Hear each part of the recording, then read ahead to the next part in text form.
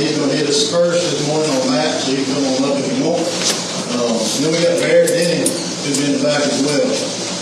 He's with Quality. Matthew Tomlin, who some of you may know, with Quality. Colton Bowler with Quality. Heath Freeman, again, some of you guys know Heath with Quality. Myra McCullen is in the back somewhere with Quality. We have Sean Cox in the front with us from Deere. And I'm going to ruin this guy's last name, but Jay Rosentrager from John Deere. And we have Ben Londa in the back from Harvard Cotton. So, again, we'll be here until we need to leave today. So, thank you all for being here. And going to take us roll. Good morning, as I said, my name is Ann Road. I work up the East Coast up in Washington. First we'll go through the map part of the section.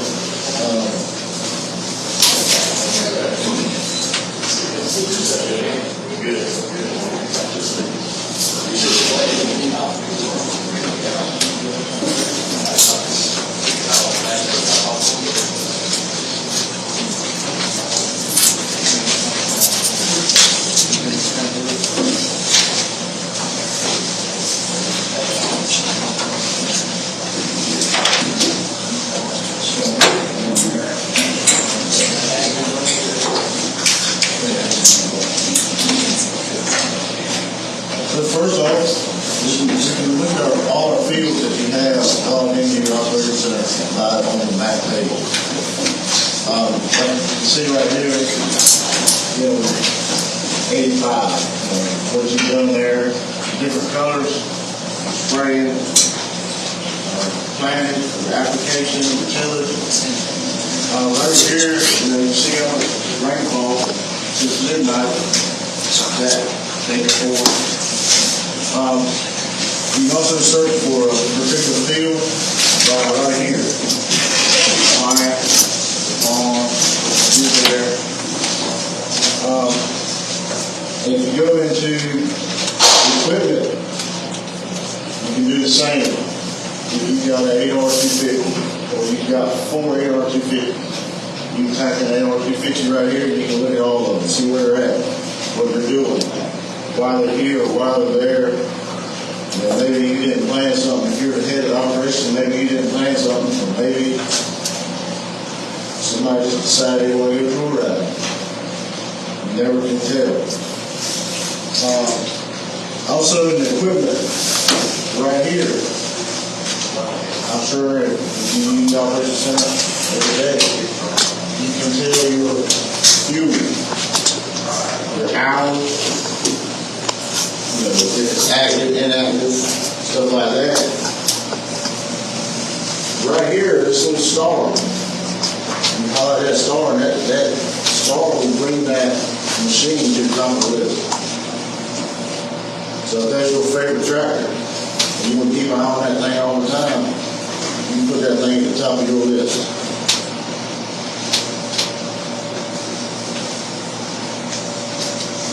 Right here, this shows statistics of the machine and what it's doing.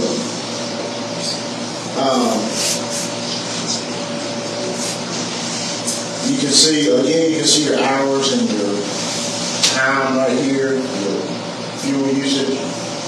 Right here where it says 10 months ago, that is when the last time your motor was called in on that machine.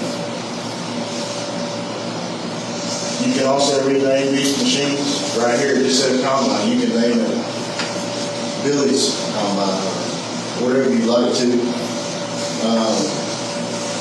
Right here, it should, there's a part where it says RDA on a lot of them. I really like the RDA part. I use it a lot. It helps me. I like to be able to look at what they're looking at and going through different things and try to help them without having to go all the way out there, an hour or 2 hours away, or if I'm in a spot where I can't get to them. It helps me a lot, and I use it a lot. Down here, you see your performance. Why, when you, I was in this long, why have you been working this long? Any questions you might have for your operator? On that RDA, is there any way to get the cameras to come through on the RDA or not? What do you mean in that? So like when the combine's running, you know, you got your tailing and your clean grain cameras. When you remote dial in, I can't get the cameras to come up. I don't think you can do that. Well, I didn't know if the connection would be good enough for that to happen. It's not available. Do you have anything else to do? No, it's a thing for this year. Did everybody hear that? It's a bandwidth issue and you can't do it.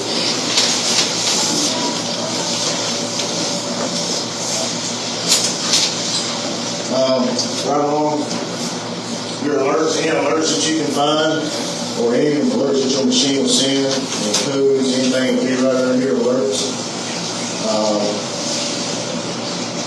Going to any date, any months, years, anything like that.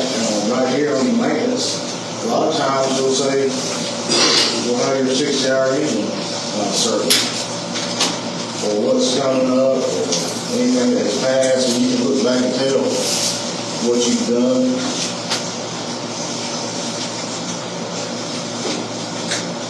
Right here is where your machine is. Like I said, you can rename this machine or manage this machine. You can connectivity of the motor, if it's open, if it's calling in, whatnot. And I like a map too, because a lot of my people, obviously you can see where they're at.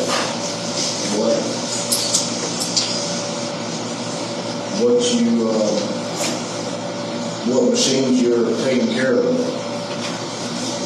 Down here in the bottom of your fields here, I mentioned it a while ago, but I'll mention it again. Say you were right here in Maine somewhere. This is the whole field right here.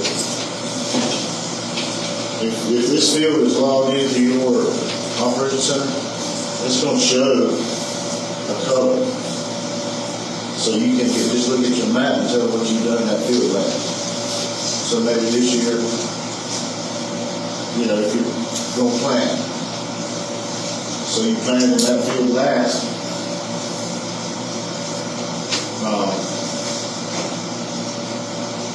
you can go back and see what you want to plant next year.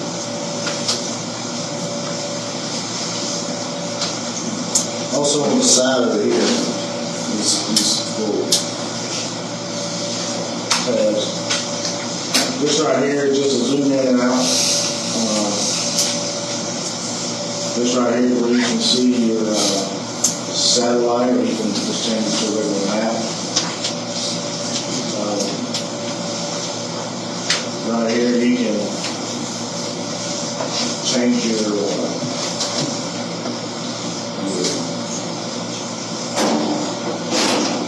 you can tell it what you want it to notify you about.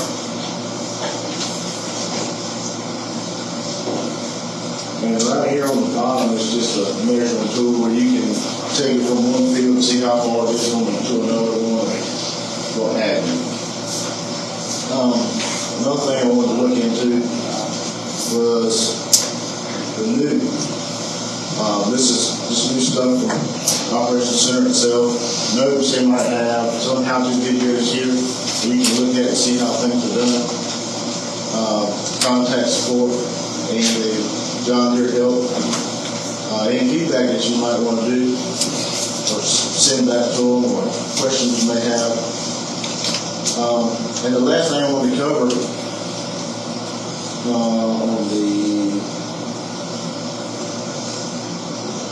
on this right here.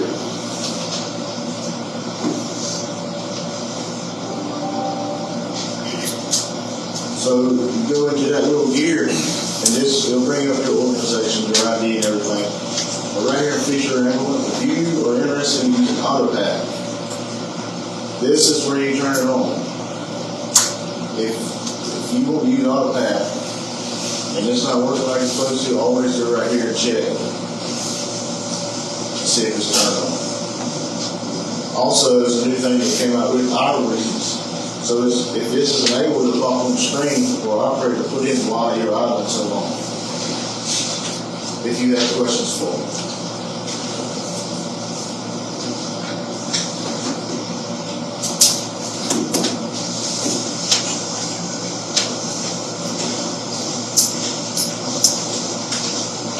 And that is all I have, and I appreciate your time.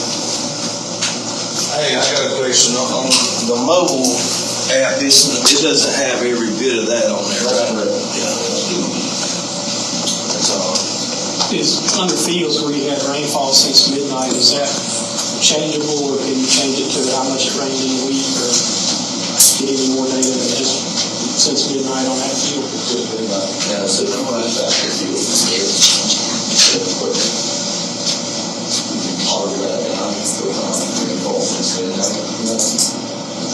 And you can put in your area or since midnight or yesterday. Yeah. So you can change it. Thank you for missing that. I did miss that. It'd be nice to have like a rolling 7 days, so like we've had this much rain the last 7 days or something, it rolls, just for irrigation.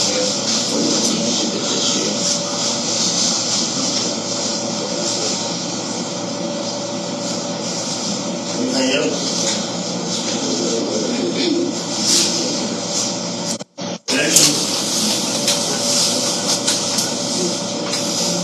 The connection, all this is to let you, I guess, attach any other organization to yours. They'll bring your data all together in one place, and you have to make better decisions on what you're doing next. There's a bunch of different connections you can make, tons. And you decide when you set up a connection who has what permission. You can come in your search harvest, and there's harvest product right there. So if you want something like that, obviously they're connected. You can search data, retrieval, and you've got multiple different, even if you don't have green equipment, which we hope you do, but we can still move the data if we have to. But just remember that you say what you're going to do with those permissions. It ain't just going to be somebody in there playing with that for no reason. But there are a bunch of connections y'all should go through if you want to look and see, even if you don't know are there, go through and see ones that you can actually use. I know Agrible is one that Nutrient uses. Next, we'll go through geofences and curfew one. No. So, let's change people because that was.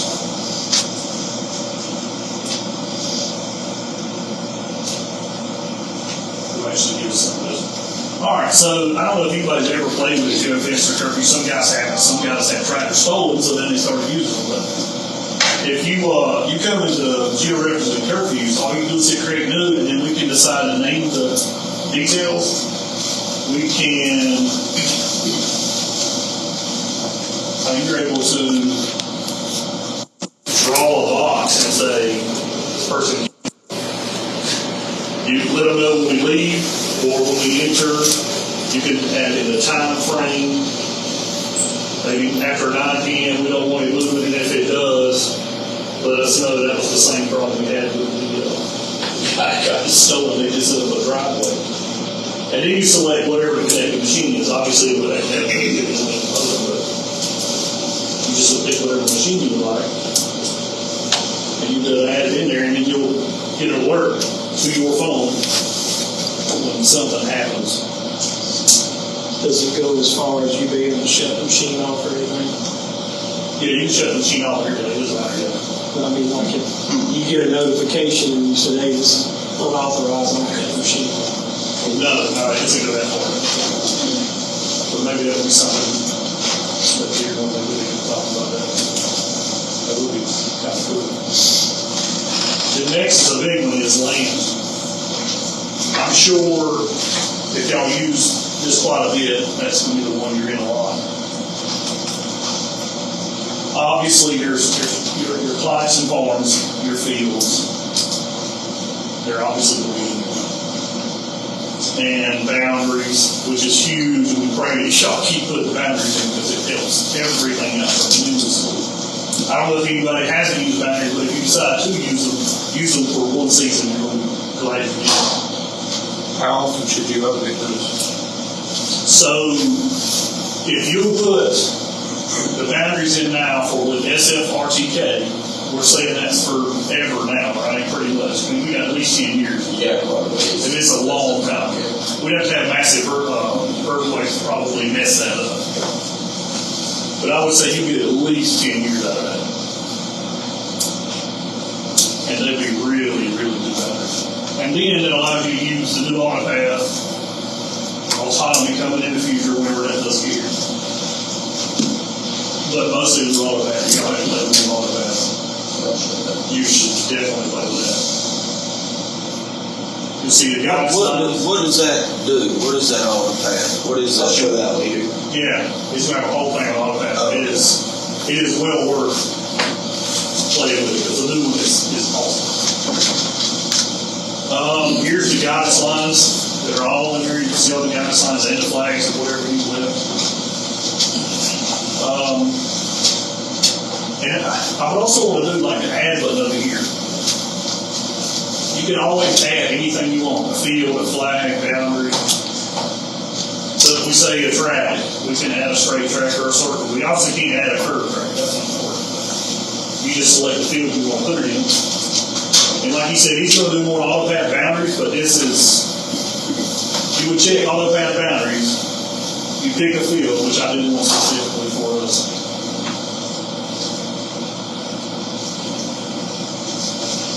And you can put in the track space, let's just say 30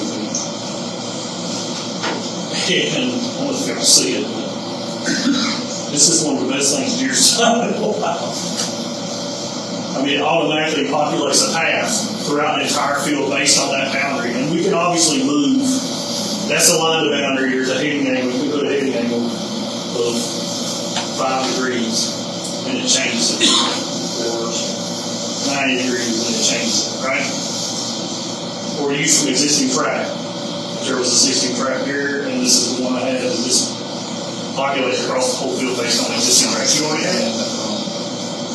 So please, like I said, you need to, this is huge, because what we played with has been excellent. The guys that use it were in love. And it's free, and you can also do this in the tractor as well. It's easier to set this up ahead of time and like, you know, me set this up file. It's way easier, but you can do it in the tractor if you see it. There's a couple videos Deere's put out that shows how to do it, and that'd be a great way to look at that. Now with that auto path and you got your hidden, like can you do the auto path and where the plow cut off when it gets to the head? You mean for like on the turn or? Yeah. Yeah, you can do the same thing. You can add a headland. Because it's going to ask you what the headland offsets are going to be. You can add all kinds of stuff in like that. But yes, you definitely can. It's going to fix it for every machine too. So we did one, we ripped 12 row, sent the file to the tractor, come back, and then we planted 16 row high speed. And then we come back and spray it. All we did was just change based on that boundary what your headland was, and it worked perfect. It went out through the roads and everything. But you gotta have, SF3 and above to run it. But it works great, so keep that in mind.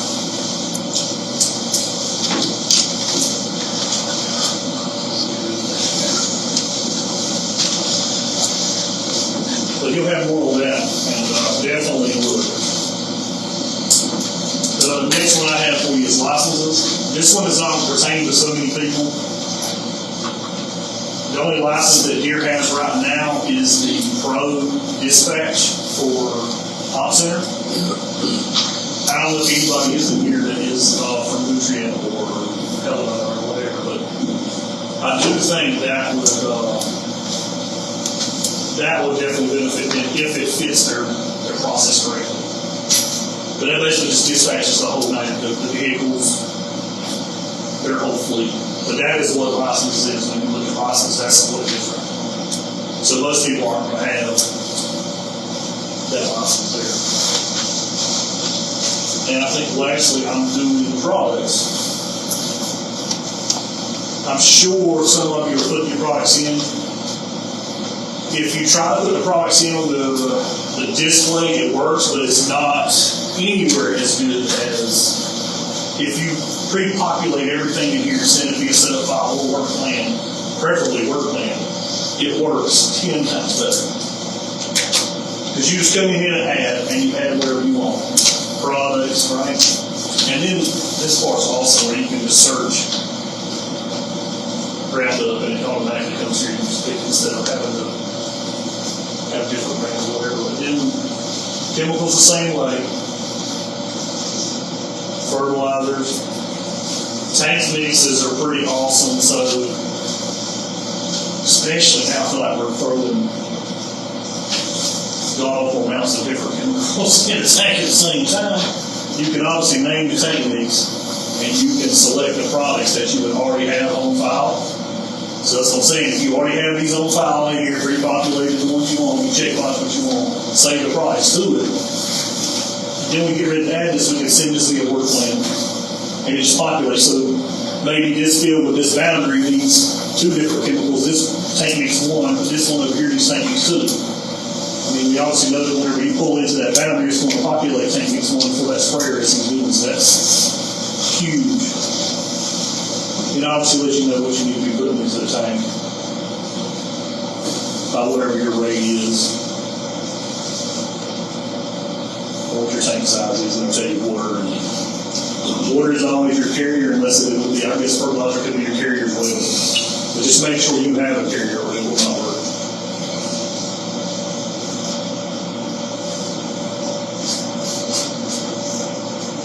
And last year's dry blends, we don't have any in this account, but you could add a dry blend the same way as tank mix would be, just add for fertilizer.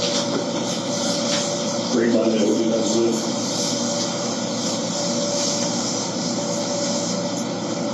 All right, I think Myra's going to do the data sync for you guys. Does anybody have any questions about whatever we just went over anyway before we turn over the line? Also, on the work planner, I played around with it a little bit. What I've had issues with is, so if we have a farm that's got multiple boundaries, we have the nurse truck set up down the road, the sprayer will go to the field, work plan, a screen pops up when he gets into the boundary and says, this is what we're doing today. Whenever he accepts that, he'll go down the road, spray, come back to the nurse truck. When he pulls out of the boundary, he gets on the road and gets back to the nurse truck. And sometimes it pops that screen back up when he gets back into the boundary, and then the operator will hit OK or whatever, and then if he loses his coverage, he has to go back into his work history to pull his coverage back up. And I haven't found a way to get around, keep that from happening, and confuse operators. I've not used it a whole lot because of that. Right, because it's creating problems, that makes sense to us. We definitely let him know that. Because I've heard the same thing from us. It's awesome that we can pull in and automatically populates. Yeah, I like it, but we gotta get it where, I don't know what we have to do, but just keep that aside. So we can definitely. Could you pause it and then? I don't know, is there a pause to it? Yeah. Is there? I don't think there's a false. I don't know. And then that's, I mean, it's just one more step for an operator to get confused. It works good to, like, if that wasn't the problem, if that issue didn't happen, then it would streamline everything for the operator. And it helps fix a lot of things. But when that comes up, it comes to the operator again. And, you know, if you know how operate, I mean, you can't find somebody that knows the equipment when it does stop, and so it causes another problem. That's true, I get that. We'll, yeah, all of it would be bad, actually. Somebody to, when you pull back into the thing, ask you if you want to continue. Yeah. If that was the previous field you were already in, it knows that, and pull back into it. When the people might understand what you're doing on that On that application.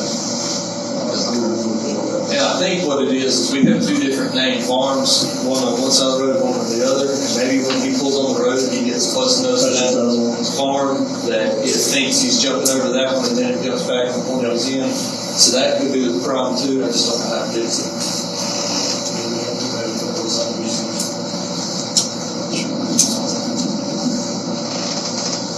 Anything else? On to this, and, which I hope everybody uses, you have it, it's awesome.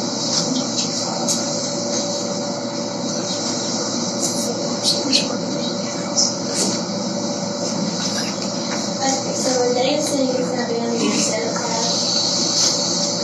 And the data sync is just enables you to make data management a little bit easier because you can go in here and you can enable these displays. First and foremost, you make sure that you have a Gen 4 for the V2 processor of the middle one, a G5 and a 4G modem, JP-Link is active, and 22-2 software, or 22-3, and of course the operation center. This is where we go in and enable these. And you can see these are disabled, but it allows you to see the software version numbers, and if it's enabled and when it wasn't enabled. So basically this helps out because it avoids manual entry activities, having to get a cab that can lead to data entry errors in the future, duplicates coming in and out. Like Eric said, we put all the volumes in it if you should have it. And a lot of people ask me when they're in the cab, like, how can I see that it's enabled? Well, on your own pages, I don't know if you see that little cloud at the top. You can see that status bar, and it will show you what tab is enabled, or if your operation center is connected to that specific display. With data sync, it shows you on the side over here what's enabled. Your client form fields, boundaries, guidance tracks, flags, all this stuff is what's going to be being sent over. And you can choose what you want and what you do not want being sent over when you go in here and enable these displays.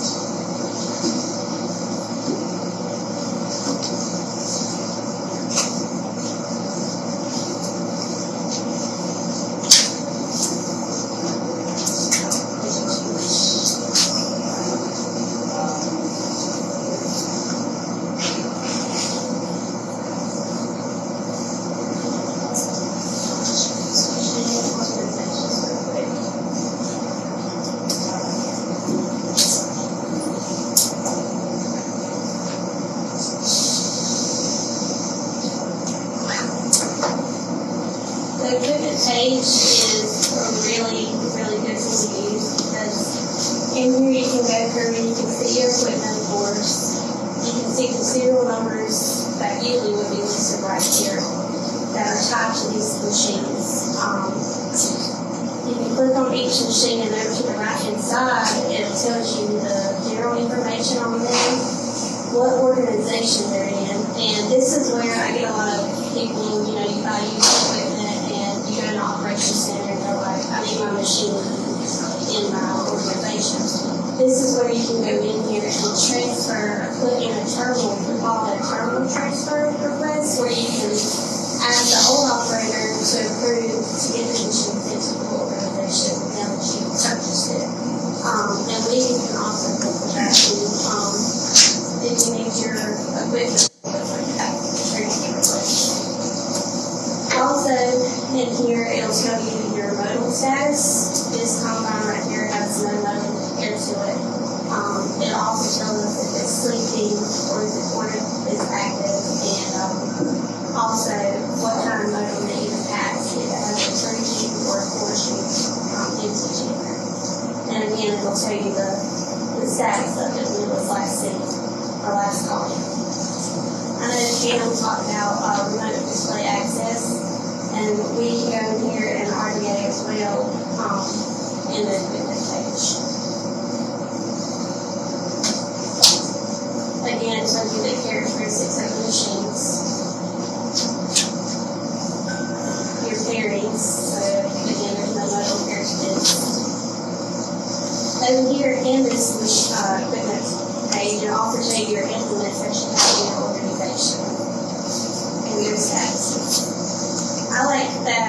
they've added the devices in this stage because it also allows us to transfer, pick up the displays that are tied to these machines and enter updated software and what. It's just becoming really helpful. But say like this is where you can transfer that machine over. Like I talked about while ago, transferring the terminals over to their organization from mine.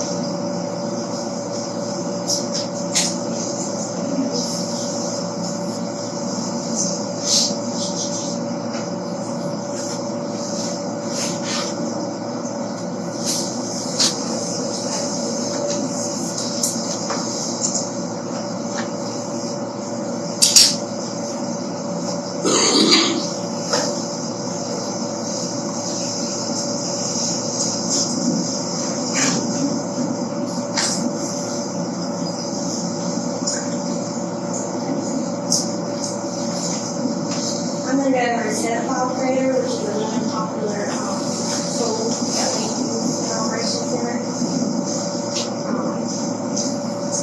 With this, it kind of just walks you through the process of sending a setup file. You choose your display type.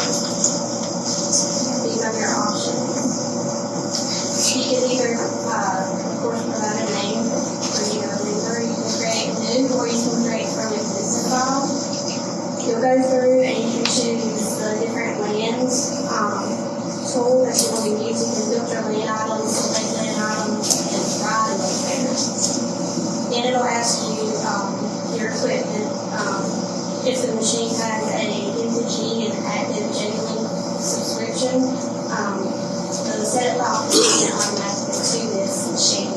If it doesn't, at the end, you'll have the option to download it and save it to the USB drive. Then you can choose your product that you want to select and an operator.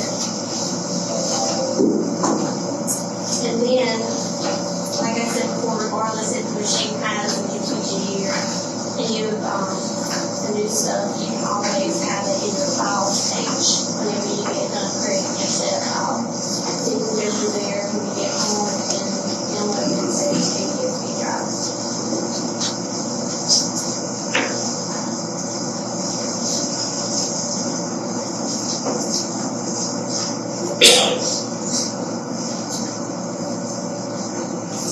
The last place I'm going to touch on is Team. This one is used frequently.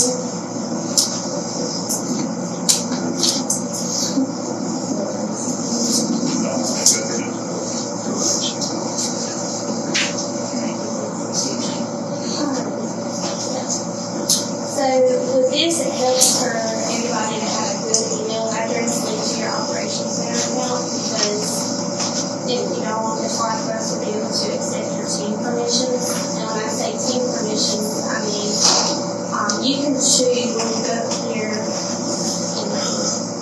So when you go up here to add a team member, or like us, we are we're listed under Deere, but when you go to add your team member, it's going to send a email, and we can accept the team permission in order to help you out in Operations Center. It'll give you an option like numbers and access, basically permission that you want us to be access right here. So equipment, we usually want people to choose through so we can view and edit and help manage and engage you. With organization, we recommend choose so we can help you view your staff and operators and allow you to organize your Operations Center to where you want people to be. With location, we require three so we can view your locations, products, and help you put in your what you're wanting and see what's coming in, what's going out. And work, usually we do two, because we can view your work plans and help you manage those. And financial, we don't do Well, how protected is that? It's pretty protected. If some chemical companies or something gets a hold of that, I mean, you know what I mean? Right, so that's where you can come in and we can information so you can put it on when you're in here, because I know a lot of people won't. Certain people see them, I get it, yeah, but that's where we can come in and help you go through those permissions and make sure you feel comfortable with what's granted and what's not. Have they ever been encrypted by anybody? You know, So far as I haven't heard of anything, sir, but, like I said, we can take the time to get go through all those and see what you're comfortable with allowing us to see and other people to see. But it's really organized and, it just helps out with us because we can't see certain things that you want us to see, like files coming in. I have people calling, they're like, where's this file? And I'm like, I can't see it, so you can correct me that. And then I can get that email, that's why I have to have a good email into your operations. Well, that's it. Anybody have any questions for me? On the operator, adding an operator, is there a way we can make that, and this may be your guess, is there a way we can make adding somebody simpler, where we can just go in and put a username and a password, and say, all right, here's your username and password, and then they get into it, if they want to change the password, that's fine. So the way it's going right now is we have to have their email, then it sends them an email, and then they have to follow a link in that email, and there's a step in there, I can't remember what it is, but it sends them to a page where they feel like they're supposed to already have an account. It's like the login page, but they don't have an account, and so they get confused at that step. Yeah. And if we can just go ahead and say, so when if we hire somebody new and we want to give them permissions to pull up stuff, we can say, all right, here's your username and password operations center, and whenever they leave and go on, we can just disable their account on our end.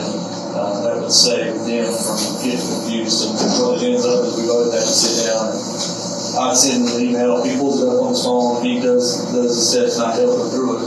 So what we did on one of our bigger guys was, we created a partner in his organization with this login, and we just give it to all the guys. Okay. Because then they could all sign in their same one on their app on their phone, they were all trying to deal with the same, because he was given the same permission to everybody. Now, he did the same thing for each person. If he had a guy hire up a manager or whatever, what he did to have a board, he had the same thing. They were a partner, they had their own, he would give them a login for that. He had 3 managers, all had the same one. Just trying to make it, like you said, more streamlined, still have to. I don't know if that would work for you, but. When employees leave, you don't have access to it. That's true too. So part of the reason it's as complicated as it is exactly what Shane back here mentioned a while ago, kind of living and dying by the sword. We're trying to make it safe enough that we can, as a dealer group and as a customer, can control what they want to, but then also make sure that we're able to keep people out. They're constantly looking for ways to come about that, but even as we think about getting into our banking information, insurance information, everything now goes to the multi-facet where you gotta sign in and then you gotta go over here and do the second.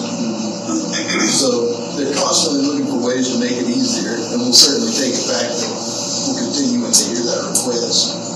But it's gonna be an evolving thing. I don't see it getting easier tomorrow.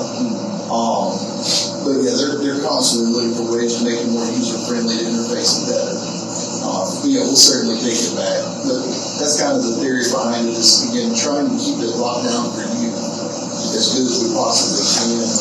Unfortunately, that does mean extra steps more often than not, right? So, yeah, we'll definitely take it back. And it's something we're going to continue to hear is, let's make it easier for me to get user A or B in there, get my piece of equipment or see it, and it'll be an evolving thing. Appreciate the feedback. Again, not the first time we've heard that. Any other questions? Back on that thing.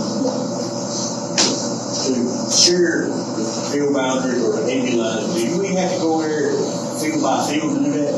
I got situations where it's archived empty lines.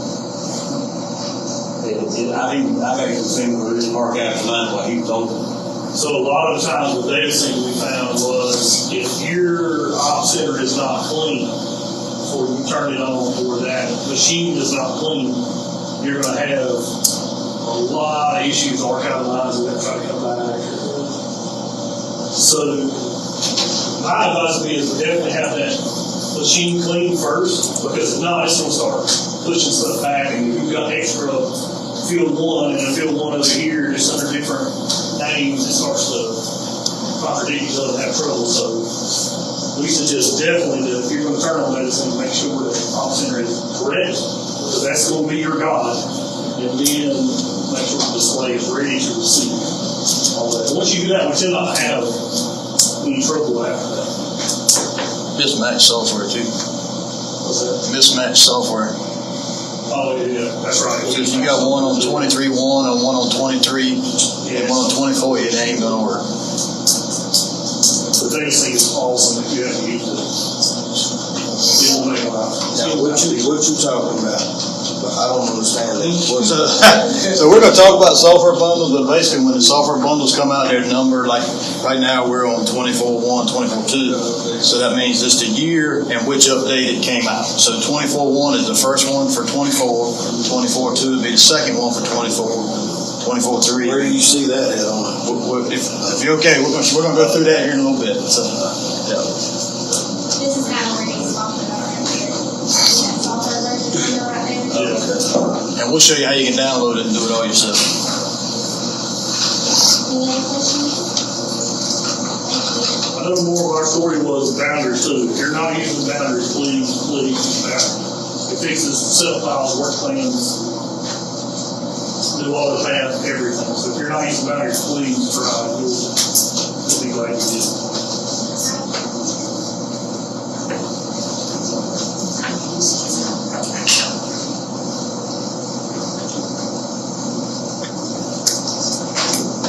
All right, so I get to talk a little bit about planning. How many people here know what they're gonna do next April? Hang on.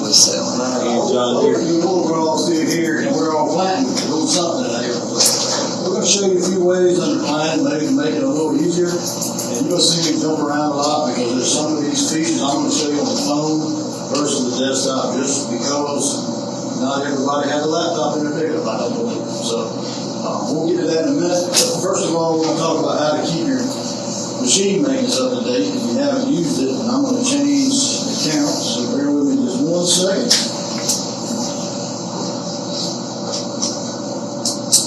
We're going to go to the planning tab up top. The very first thing you see is maintenance. Anybody in the room use maintenance? Go ahead, what we're saying. All right, a few of it, so good deal. So we know it works, right? So we're going to walk through it. Hope our internet will support us for it.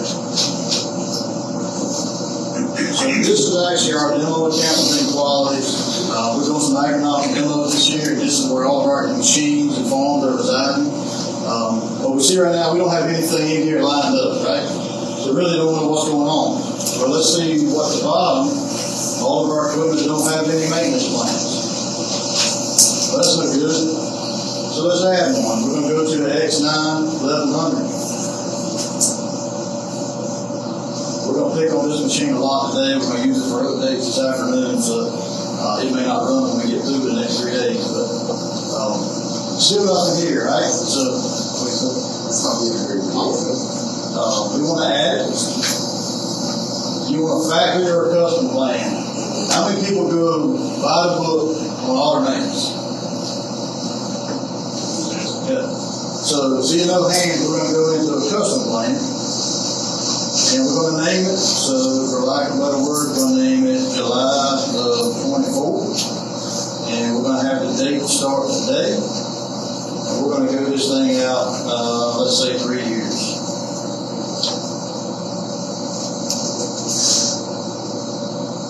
Go April 27. How many hours we're going to put on our combine a year? So X9, so we shouldn't have to put them in here, right? So we'll go 250. And next.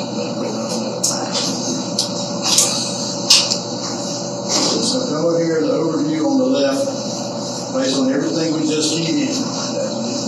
So we need to add an interval. Let's say oil change.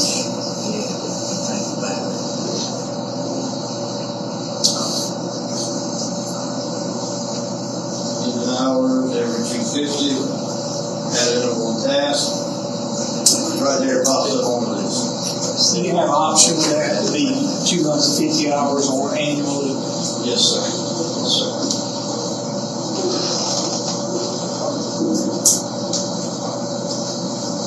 So there's our list now of tons that we're doing to service at those intervals.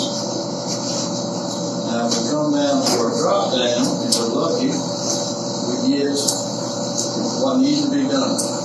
So it's telling you a task, and then if you got an operator who's doing it, you can come in here and manually say, hey, I've done this task.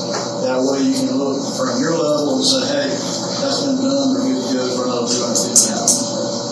If you go to a factory plan, you will actually get the list of parts that you need for that service from time. So if we were going to say we needed a factory plan for a 6.9, it would give us every part number, old, everything we need on the part. So if you're tied into the part system of quality, you can automatically place that order right here. So you would get it delivered to you, hopefully by your DSS, we'll pick it up and you can get it. You get the final labor cost. If you want to save guys a $30 an hour guy, we'll put that in there so you know your true cost of ownership. Again, you can get as granular as you want.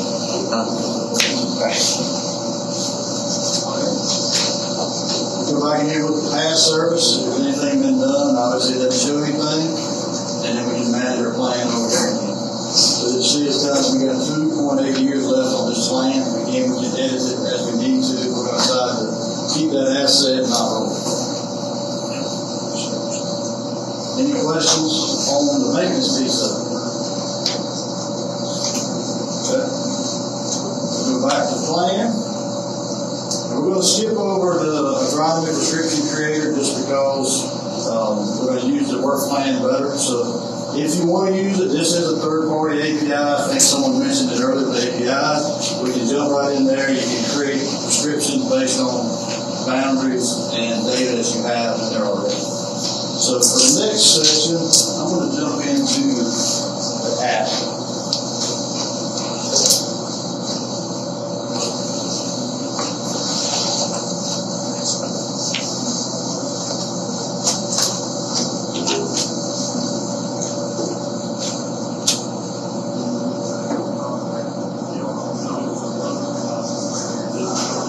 I have a question on maintenance, if you don't mind. Yes, sir.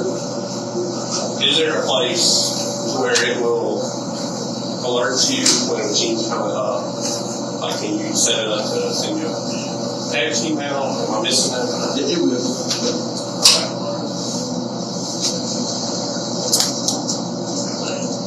Does it do that through the app, or how does it? It should email you. The email is on file for that user. So, like, if you're the master user, it should email that whatever the size of that account is. That goes back to Meyer. We have tons of people call and they have no idea what email was in there. So, show them the DB9 will work. We got a chip on it. Chip on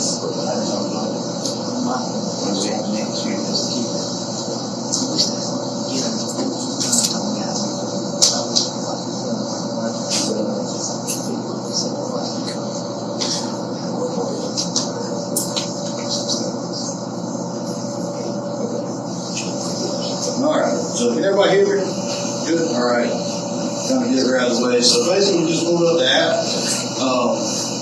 Kind of looks a little different, but we're going to go to plan. And when we go to plan, we're in work plan right here. So you see we got a work plan that I created yesterday for a farm we have a boundary of. So every how many you create, you're going to start seeing them populate in this list. And they're going to be in this list until you tell the app or it reports back it's complete. So if we do have a glitch and we need to manually report it, we can. But just want to walk through setting one up real quick. We'll just hit a plus at the bottom. Pick our boundary and we'll pick on that same field. So we're going to select product or tank mix. So everybody, most of the time, is spraying tank mix, right? So we're going to do the tank mix. We got one tank mix in here that we created yesterday, but we're going to create a new one. So we're going to say this is test,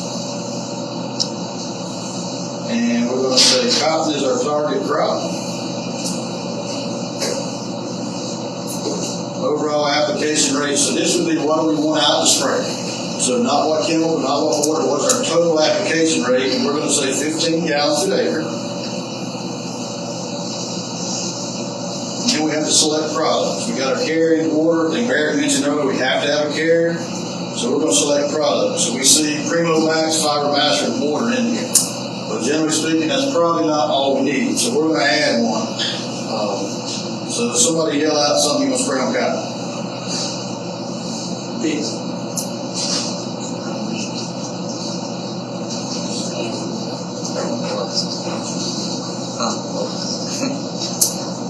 All right, so we got our plant regulator. We'll select that. And we're gonna put fluid ounces of Vicks. And how many ounces we wanna put? 21, 22?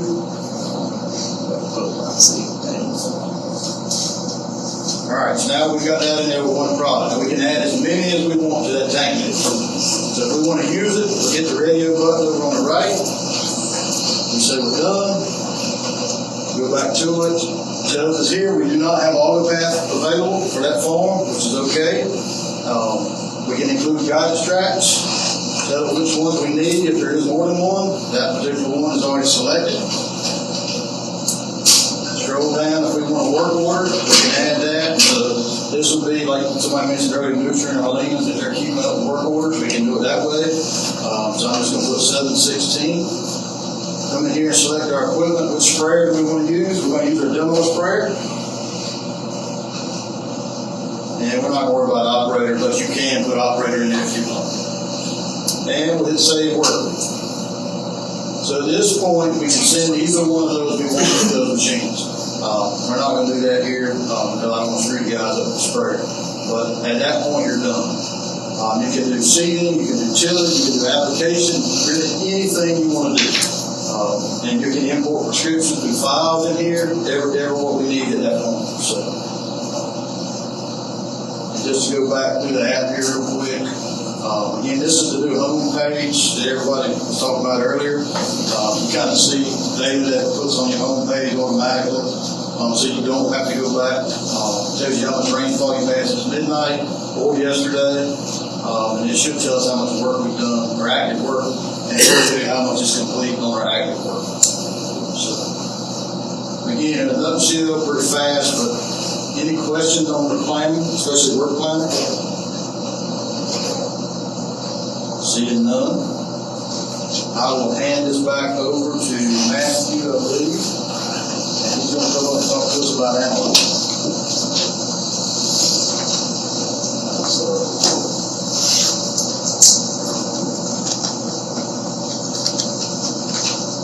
All right, so I'm going to start with the mobile app just for simplicity here today, and we'll analyze. So analyze is kind of the agronomic heart and soul of Operations Center to show you what you've done, when you did it, and how well you did it.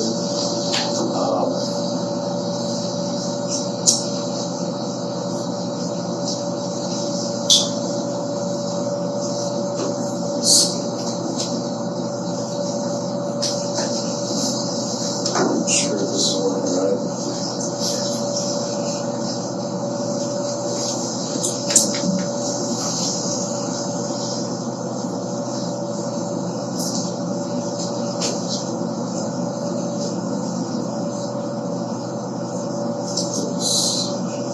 Okay. All right. So Steve just mentioned, typically you start on your home page. You'll navigate to the Analyze button, which is in the bottom right. This is a demo field that we set a few days ago. But at the top, you can see the operation that you're looking at. We're on 2024 seeding. If you tap that, you can also look down through past seasons and field tasks for your entire operation. A lot of times things don't get recorded the correct way in the display, right? So we can go back and edit things and analyze in mobile and on the web. So what you want to do is filter for the operation operation in the field. And obviously, we just have one field today, the Deere farm.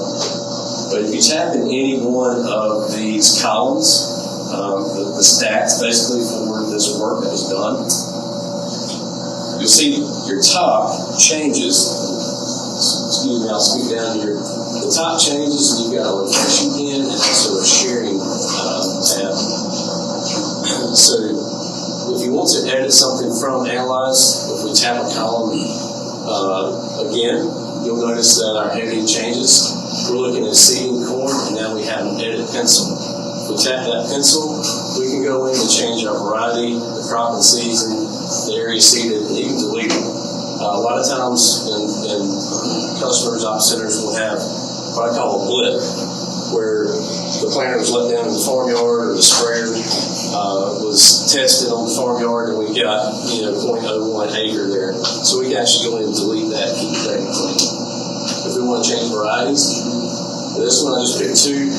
When we did we had like a split variety. This is all done within the simulator, but we could go in and change the variety of that particular corn. So we want to change that Silver Queen to something else, Dynagrow. We can do that, click confirm, and it will edit and update that. The updates take maybe 1 to 3 minutes to show up in Operation Center, and it'll let you know there. It may take a little bit of time for it to change. That will change here. Again, in mobile, if we want to look at the actual field, the work that was done, we can click our location icon. And this was a terrible driver in this field. Again, this was done on display simulator. So if you want to look and see how well or how poorly the job was done, you can do that here with the aerial map on the phone. Scrolling up here, we've got different elements that we can look at. We have our summary, how many acres were done, the applied rate, and lo and behold, in the display simulator, a quarter of the planter was not even planting, and I couldn't figure out how to fix that. But in the real life scenario, you're going to see your target rate, you're going to see your as applied rate, the total number of seeds that were applied on that farm, breakdown by variety. In a planter scenario, you've got your simulation, skips, multiples, downforce, gauge wheel margin. These can be helpful if you got a stand issue. You want to go back in the field and see what maybe happened here. You can go back and kind of backtrack potential planter problems. Our equipment column tells us the equipment that did it. Again, this would be a tractor and a planter typically. Our weather now gives us our current conditions for that field, past rainfall totals, and forecast. So this is not looking backward to the day of planting anymore. This is actually current weather conditions for that particular field. And then setup, again, is for that field. If you want to change names or add that field to a different client, you can do that from here on the phone as well. So that pretty much wraps it up for Field Analyzer here on the phone, and we'll swap back over.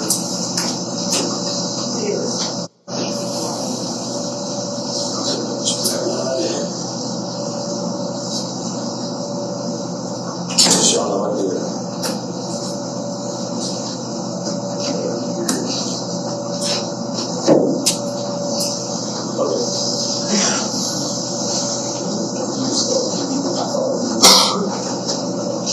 Okay, so putting it back over here to web,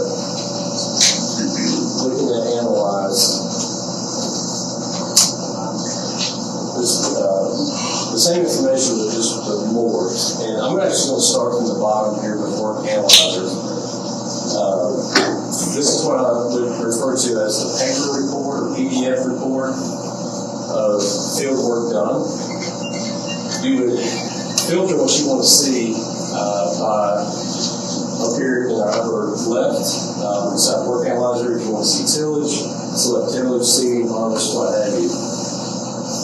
Application. So we're going to have our list here.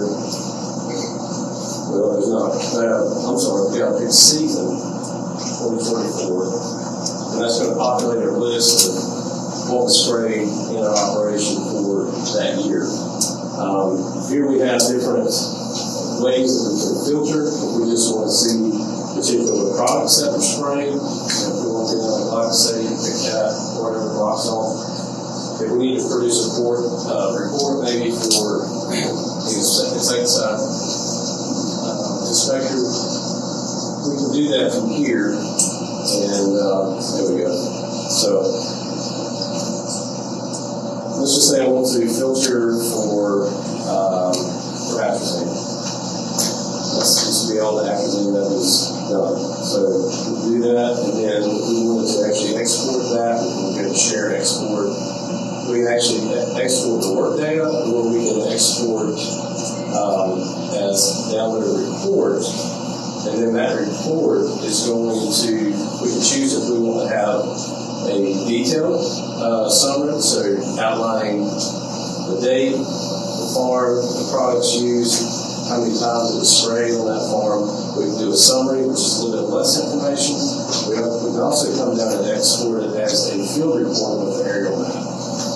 That again lays out all that information, the machine that did it, weather conditions, and so forth. So you can get pretty granular with it if you want to.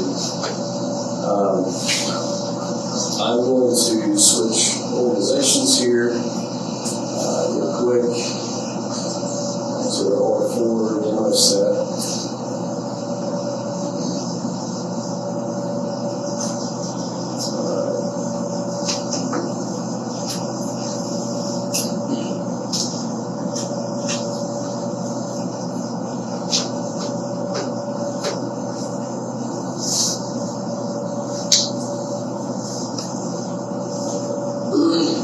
So, pardon me on that, we're going to switch to and go back in and see how we can edit, post-edit data from our analyze screen. So once again, here's our demo field, and let's say, a lot of guys just put water in the sprayer, right, as your documented chemical, whatever. So if you want to be more accurate, go back and fix things, you come up here and edit. And again, you can change the season. We see this a lot of times, especially with 26 photo displays that don't automatically update the crop season. Somebody may record 2 years or for 3 years of 2018. But you can go in and change the season so it shows up in your list correctly by hitting the edit button and selecting right here. We can change our season, we can change it up to 24, 22, and so forth, and then hit review edits and save that anyway. Same idea with planting, harvest. You can go in and change your varieties if they were recorded wrongly, as well as area applied. Even products. So let's say we have water and we want to change that. We'll change the product here to a list from our chemicals and fertilizers. All right. So what we want to look at now is field analyzer. There's a couple of ways to get into a field, like our aerial view here in Op Center. We can go straight here from analyze. If we tap our location pin right here, we can do it on the map.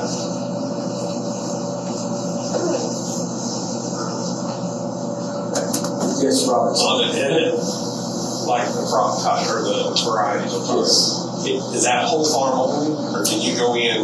You have different varieties. Can you go back and edit certain areas of the field? You can edit certain areas of the field now. That's a brand new feature that we'll look at real quick. The timeline actually here, so you can break it up. So when you plant, I think planting is like a 10-day window. It coagulates the planting instances. But you can go in and change it. Like if you know a variety was wrong, you can go in and change that variety as a blanket. If you go in here to timeline, if you change varieties midstream in that field, and you did document it in stream, you know about what time that you did it, what area of the field, you can use this slider here in the timeline and break it down again to see that snapshot in history and and then you can go in and split the work record. You can see right in here on the right. You split that work record and then use the edit feature here in the field analyzer, which is right here. It gives you the same ability to change the product or the variety there. The seasons, you can add work notes from here as well. So if it's particularly windy that day or whatever, if you notice something odd in the field, something you want to remember, you can go in there and add a note and save it and document with that, get that map there, field analyzer. Data analysis is something I really want to touch on. That's a crucial part of field analyzer here. So we've got, there's a farm in here in our demo set, Kansas pivot. Alright, and this is one of the other ways to get to field analyzer. So actually, you can get there from map up here, locate your field, and then you have options to what you want to do with that field. So we're going to select field analyzer here, and we're in analyze mode. If you watch right here, this little, I call it a hamburger icon here, if you tap on it, we go into analysis mode to see our area map. So we're in that mode right now. So we're going to go to data analysis, and that gives us another option up here to choose. So we can compare two maps side by side. We can overlay a map over a map, and we can also see seasonal differences. And that's what I want to do here. Let's go to difference. And so we have an average on this field of 4 previous crop years of corn harvest. Okay, so that's what we're looking at here on the left. In the center is one operation, so this would have been the last, the most recent 2019, 218 bushels. And then over on our right, this is going to show our difference. So it's kind of like a normal distribution here, showing how basically last year compared to our running 4 years old average on this farm. So this is a tool I think a lot of people maybe don't utilize to the fullest, but you gotta have that in here to really have the history backing it up to be able to see these kind of data. Okay, so Stephen mentioned real quick on plans. So I say if you have no display, don't worry. You can go into Work Planner. Let's say you do tillage, you spread chicken litter, you're not documenting that with actual display in the machine. You can go into Work Planner and create that plan and then manually mark it completed, and it's going to add that manual documentation to that field. So you've got a history on that. And why is that important? We're not really going to dive into it today, but with sustainability, carbon credits, the cotton trust protocol, there are partly ways to make money, and I really think it's just going to grow. But the people who are paying, they want to see data, they want to see that you've been a good steward over time. So Analyze is a way, another tool that you can use to capitalize on some of those programs if that's something that you're interested in. Real quick, in Analyze, we're going to look at machine analyzer.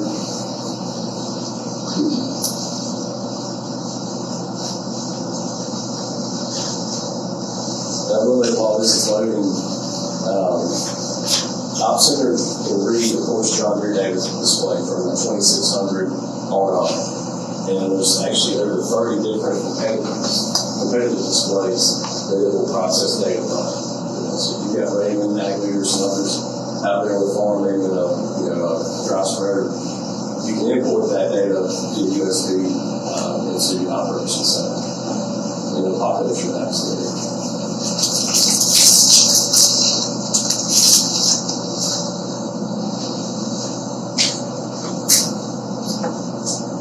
Okay, so machine analyzer, we don't have data here, unfortunately, but let me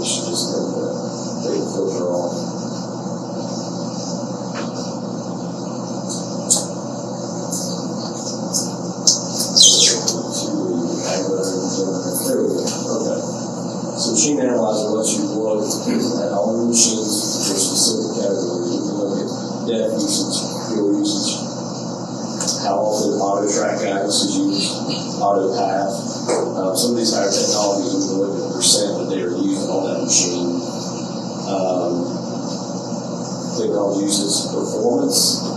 That's kind of a big one. It breaks down your idle time versus transport time versus working time. So, this may be a good tool to use if you're debating, you farm in a large area, if you need a haul, or you need a drive machine. Kind of looking at some of these metrics, they help you make a decision on that. Or we need to add another machine. We put too many hours on this, so we're hurting our training values. We can look at these types of performance. That is the machine analyzer. Machine reports, just in a nutshell, takes these parameters and puts them in a report. So you can customize this report and tell it, I want this email to me daily, weekly, monthly, annually, whatever. The things that actually matter to you. You come over here and click add report, give it a name.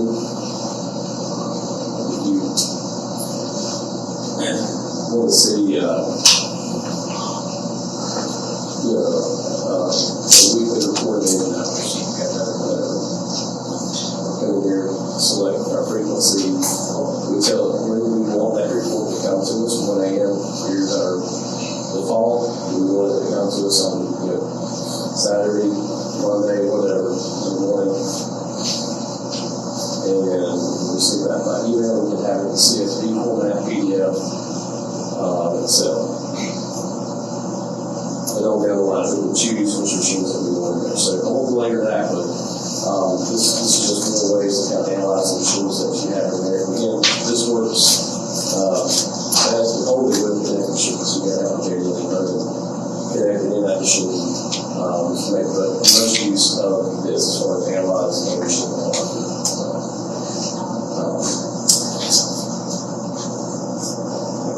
That's what I've got. Harvest products in here. Any questions? Okay, I'll turn it over to Dan from Harvest Products. I got a quick question for you. Is it on, say like you're harvesting with a different random machine, and you don't have average in the field with that particular machine. But when you take your harvest data and put it in the operation center, and you just use your longitude, latitude, and know where to plug in that field data into your boundary John Deere field. So you can create boundaries online, basically. You can create as-applied boundaries, so you can take a spray record or planting, make a boundary, and then a feature called field detection and op center. So even if your combine in the field doesn't have a boundary in the machine, or the operator name is something different, as long as there's a boundary in op center that's referenced to that piece of ground, it's going to take that data and shuffle it into that boundary and that field name. So it's kind of a backstop to make sure things are categorized and labeled correctly in operation center. What if you have just a caterpillar combine, and you take it from the cat side and put it through op center? Yeah, as long as it has a display in it that's compatible with op center data. So if it's an ag leader, you've got ag bridge in it, using your display, you can make that work in field detection or I've got a question. Well, there's two now, build on top of his. So, for the boundaries, so it's good here to talk about crop insurance. With crop insurance, they're running different boundaries on a lot of the boundaries we're using. So you got FSA maps and stuff like that, separating out irrigated versus non-irrigated. Is there a way we could have basically our running boundaries with our harvest data, and then whenever it comes time to analyze what our actual yield was, irrigated, non-irrigated, and all these specific tracks, could we create secondary boundaries that follow FSA maps and cut out the irrigated versus non-irrigated and overlay that same harvest data. Can we move that harvest data into that set of boundaries just for insurance purposes? We're not going to equip all that set of boundaries. Yeah, you can. What I would recommend doing that is set up maybe 2 operation centers. I think it's 2 clients, but that's still going to mess it up when the data's coming in. But if you set up another op center, go in and make your MSA maps, then you can export your work data from your working operation center, make it shared market basically, and shove it into the other one. And it may take it an hour to crunch through the data and throw in those boundaries. And then my second question is, on the machine analyzer, the hours, so basically looking at production, hours per acre covered or whatever, is it using, so when you look at productivity, you got the working hours, you got the idle hours, you got the transport hours and stuff like that. Right. Is it taking actual engine hours? So if you cover 500 acres that day, is it taking a couple engine hours from when that key was turned on to when the key was turned off and divided by 500 hours to determine your acres per hour, or is it only using the working hours? I'm not sure of that. I think it's the actual working hours when they implement the gauge, but I'll give you on this person. Is there a way to change that? I mean, looking at big picture, we're looking at, hours we put on the machine compared to how productive are we with those engine hours. Is there a way to say we want to pull total hours of machine, including transport and idle time? Yes. Yeah. So yeah, you can use the machine reports and the straight engine hours, and then go back and do a blanket report in the work analyzer, filtered by that machine, and you can filter by equipment now. And so for planting, filter for tillage, produce that report, and then use those acres divided by your true engine hours to get out of it. So it's kind of a 2-step thing. I had something to add for the first question. There's a connection on there called My Ag Data. I had one of my growers tried it this year. I don't, it's not my deal with it, but he tried it. What it does is he becomes a partner on the connections part. They take wherever, if you run a GPS over whatever property and you planted it, he can take, his software takes your GPS data, puts it onto your COUs with FSA. So you can turn in 578, use the same stuff for crop insurance. It worked really well on grain, cotton, not good on sweet potatoes and tobacco because he's taking a shape file. But if your boundaries are really good and where you've been, we were seeing a 4 to 8% difference in what he certified last year to this year in savings for less premium, I guess, on his crop insurance, whatever. But there's that person's there if you want to look at it. We used it this year for one of the guys saw it, and I just couldn't help it. So can you take actually the FSA map and put it on there? No, he has access to all the COUs in the background of FSA, and he kind of puts it on top of that. That's what I saw. I'm no expert on it. I just saw that one of my clients did it, and I was curious, so I just leaned in and looked. I thought it was pretty decent.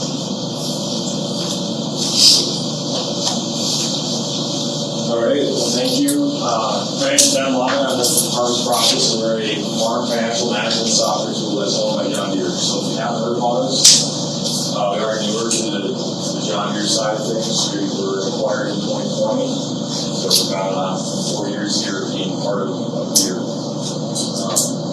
So what we do is we're set up under the analyze tab, but we're a separate software that's kind of like a pro feature on top of Offcenter. So we're taking that free data that you're having in Offcenter and we're taking it to the next level, doing financial analysis on it.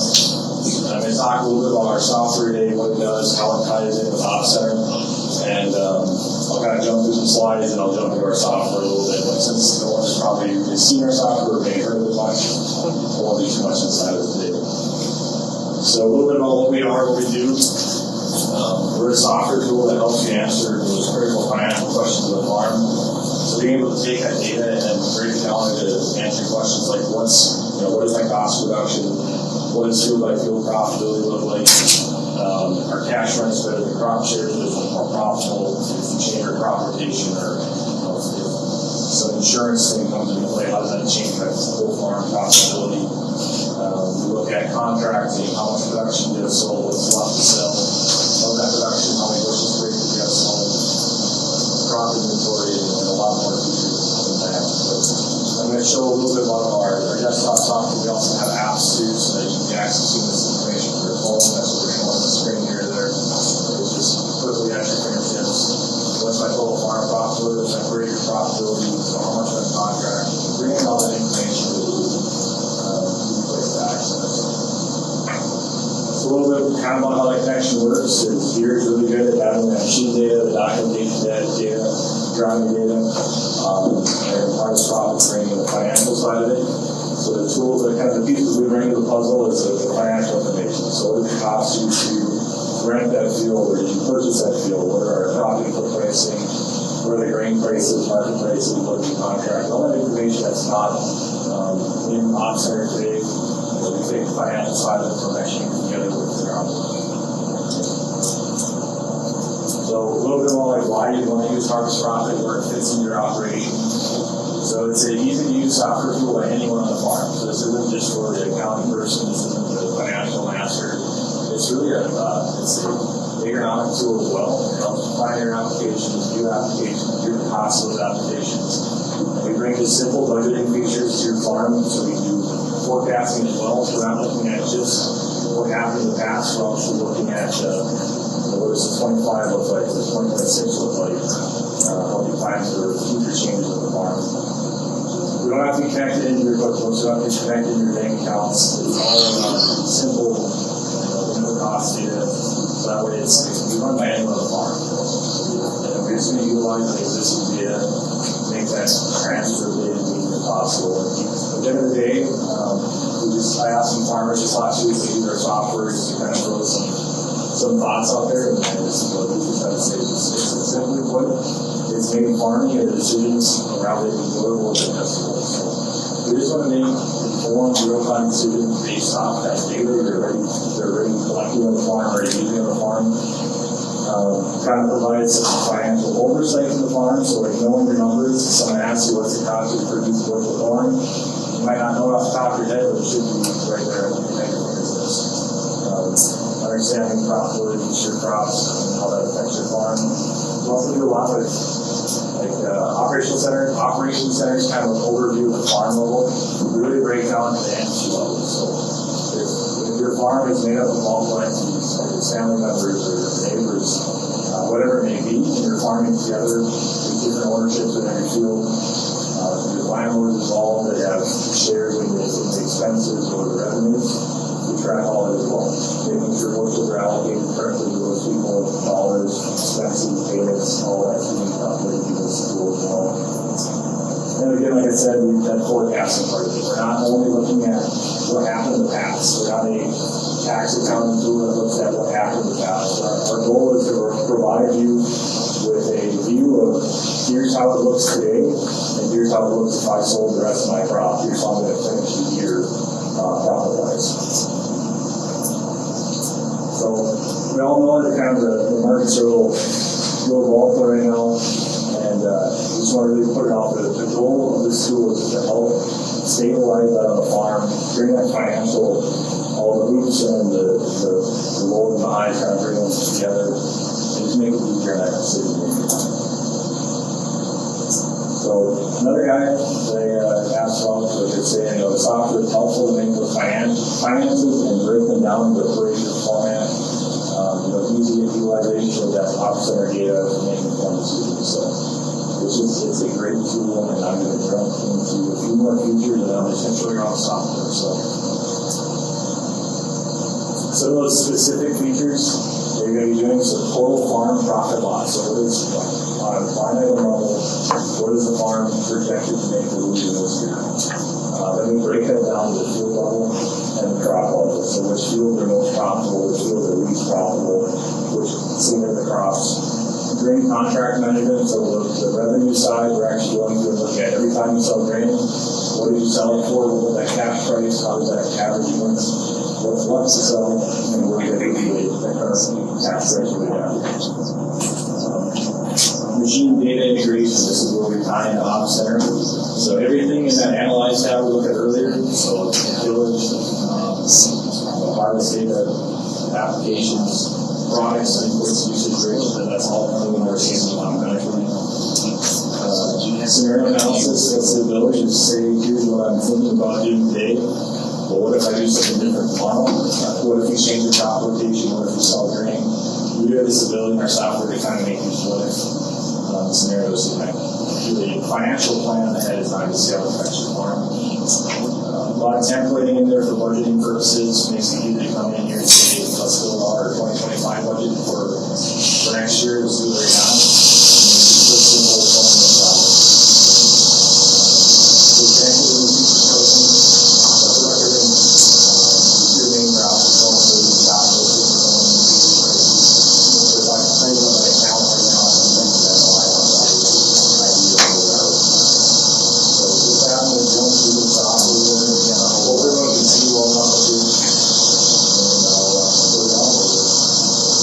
Actually, for my farm, and I kind of jumped in that I came all the way from North Dakota yesterday. The hard crop is based on farm and where all marketing sits. And congratulated with software engineering and house support. And then we have covering sales and doing accounting. So that's players and all your with the accounts, this is our software, this is what you're doing from our side. It's separate than Ops Center, but it's going to feel like it's connected. It is connected, so you feel just like your Ops Center data is streaming over this.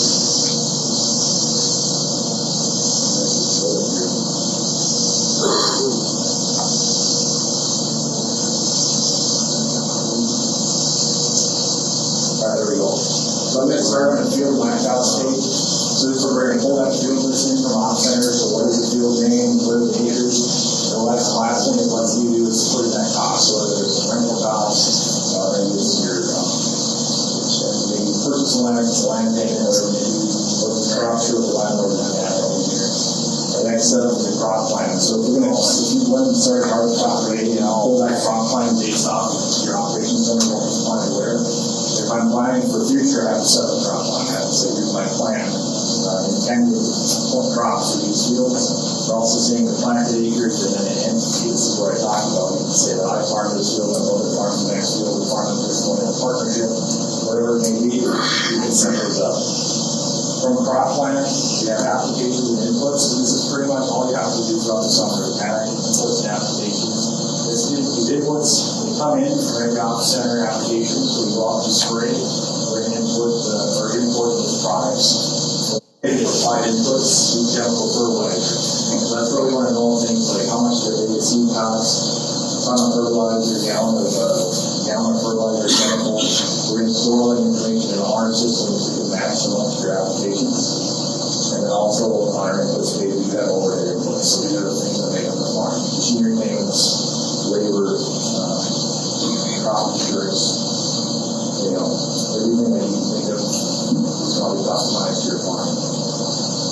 And we bring that to your application. So how this works, the bank will jump into the current account for 2024. We'll watch you look at one of my fields here. So if I pull up my 2024, I can see all my applications that already happened. So if I look here, this was a wide drop application actually happened yesterday in this cornfield. This application was finished last night. It comes right in from Ops Center. There is an import process which I already did this morning. There's just kind of a one-step process to allow this operation to come in here to make sure it's the right products and whatnot. Already this happened yesterday. And I know exactly what products were used, what was the rates that they were applied at, and I know the cost rate. So we had $34 an acre applied yesterday. A wide drop application on our farm. Then go back and look at our farm post and see individual products that were applied, what those products were, what the rates were, costs of individual products per acre, and all that kind of totals up into my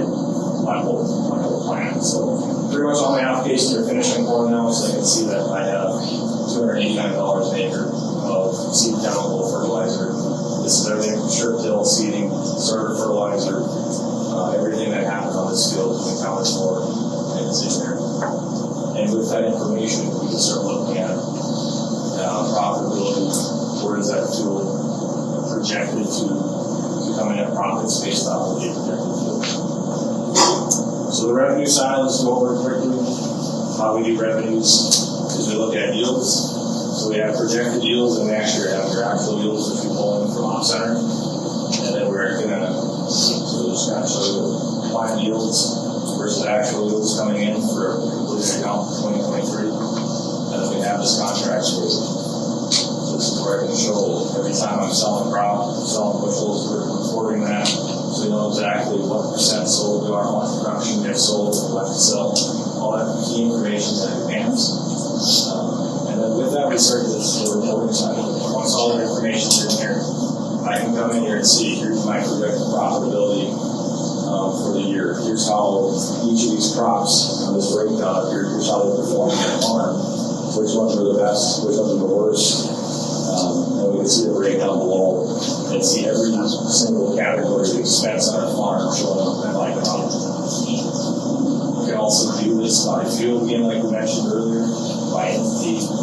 All the information can be exported, broken down, sorted, however you want it, so you can show this to your partners, bankers, whatever it may be, that are important people in your farm operation.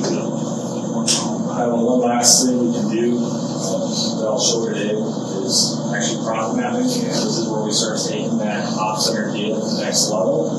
And that's going to be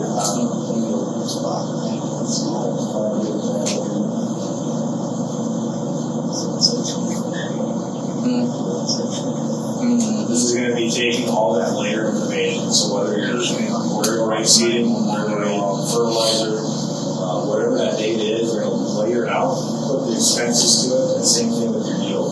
Take that yield times price and revenue on a breakdown of about 30 by 30 meters split. So we take that information, we sort it out, contour it, budget, and we give you a nice map of what your profitability looks like on a field level, or a subfield level, and we can start consuming this data a little differently. So this field was a profitable field in my farm.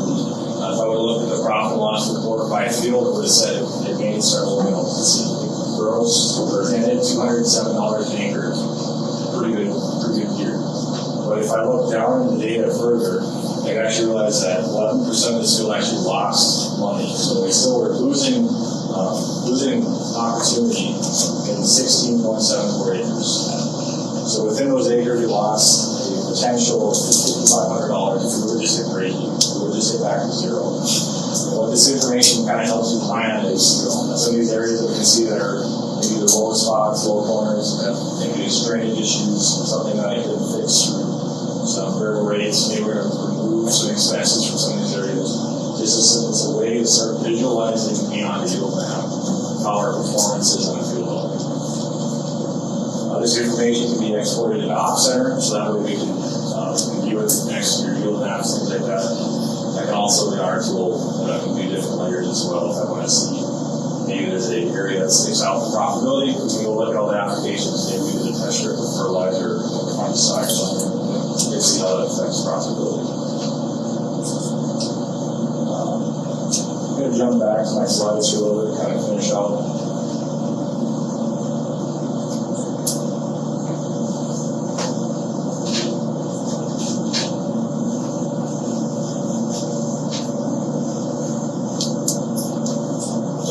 Got one more comment from a farmer here from Indiana. So the organization of Harvest Profit is hands down the most important software that I have implemented on my operation. So you hear that quite often from people that they would, once they start using it, they won't get rid of it. But a guy in Kansas, he says to get rid of auto circle things for the Harvest Profit. So it's now an important part of the farm once you start using it. We already talked about the integration, talked about how everything is being tracked. Pretty much everything we're being tracked, the offsets coming in on the application side of our software, but just a little bit more of a breakdown. Fields, farms, organizations, it all comes in to make your account set up easy that as applied data comes in, so that way we know what was applied where, what rates. I didn't get into any of the inputs reporting, but like once they're finished out with the year, I can pull up nice reports and that show here's how much Roundup we use in the whole farm, here's how much Roundup each entity used, each landlord, however those breakdowns are. We can show that in nice reports, people use it for billing purposes or making sure that things are built up correctly from the elevator unit or co-op. We then bring those yields, so we can create profit maps, things like that, and coming soon is equipment. So I didn't really show that today, but the next step is actually bringing in what piece of equipment was used in each one of these operations. We're going to start looking at operational costs, hours used per machine per year. We actually have a calculator going out that's going to show you an average cost per year based on depreciation, repairs, and all that information by machine. And the next level of analysis that's coming in the future is going to be start looking at how does each field look based on passes and usage. Just to highlight again, we do have mobile apps. So two different mobile apps. One's going to be our profit app, one's our driver app. So profit app is going to be everything we kind of talked about today. Is that information of what was applied where, what's their cost of production, all that kind of key information is available there. And then our driver app is going to be for grain management, grain inventory management purposes. So that way we can have truck drivers scanning scale tickets, entering that information into our system as well. So I did mention at the beginning we are a premium software or paid software. We're not part of the free tier. So it's $1,600 per year, but we do have an unlimited free trial for 14 days. So if this is something that interests you, you can go on to harvestprofit.com, or if you're in John Deere, hit that Analyze tab, click on the Harvest Profit link, and you're going to get that 14-day free trial, see how it works in your farm. And there's unlimited support with the trial and also with the subscription. But one thing we do offer for first-time users is a straight-up discount. So you get $1,200 pricing your first year. That brings your 25% off that first year price. End of the day, you're just trying to help save time and money, manage your finances better, build success in your farm, and being a tool that's there to help you with bringing all that ground data, financial data together at all these. So if you are interested in it, like I said, go to the Ops Center and click on that Harvest Profit link and the Analyze drop down. It'll automatically connect your Ops Center account with Harvest Profit. So you'll see all that data will happen right away. 2-week free trial, I'll extend it out to you. Some calls get said any other week. Let me know. We'll help you out. So if you want to get on that discount, you got to talk to me, talk to someone at Deere, they'll hold you to, but we can information on that. But lastly, I just leave this up here. This is actually my information, so if anyone here has questions, take a picture of the slide. You can email me, you can call me, shoot me a text. I will go on one meeting with farmers, get hold of the dealer, get hold of me. We'll do a 3-way meeting. But I don't come out here often, so if you have questions, I'll be around today. Get hold of me and I'll help you out. So, any questions? I have a question. Like, say you've already got through planting. So you've got your data already in Harvest Profit. You planted acres. And you come back and you top dress all of, let's just say corn, you top dress 1,000 acres of corn, so you went to the same field you planted. Is there any way to bulk import that application pass instead of having to go and do it field by field by field? It just takes so much time. Yeah, we do have some bulk importing now, so there's a way to manage it. So as long as if your Ops Center account's clean, you can't go in and import multiple passes at a time. Okay. So like the other software we used to use before we got this one, I could go and if we applied 380-pound fertilizer to the corn crop, we could just go to that crop and apply it to every field we had corn in. So is it kind of like that? We can do it either way. So we can either just automatically, we just say import all Ops Center applications and we'll just import everything that's coming in and showing up from Ops Center. Or we can create a manual application that literally just says all farm fields do this and like the only reason we wanted to do it coming from Ops Center is going to be profit mapping or like machinery cost analysis in the future. That's the only reason we need to be tied back to that actual operation I do. But you can build a template and say, everything got this many pounds of fertilizer at this date, and it'll just auto apply to everything. questions you can hear? What happens to all the data that's in there? Yep, so it's it's your data. It's all separated. There's nothing that gets shared like externally. Everything is so custom entered into our software that is, when you start looking at how people enter in influence applications, there is no set template how farmers do it. There really is no way to extrapolate data in a way to do a comparison even. So we don't do anything with data. That is not used, it's not, everybody's data is not put in one bucket.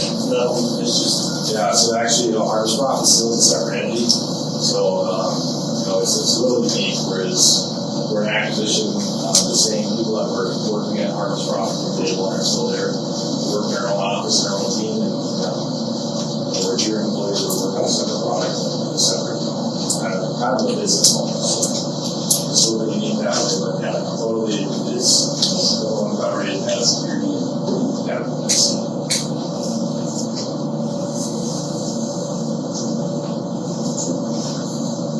So I've got, everyone with some my information that's up there, I'll take care of it hard to leave today. Just let me know if you have any questions.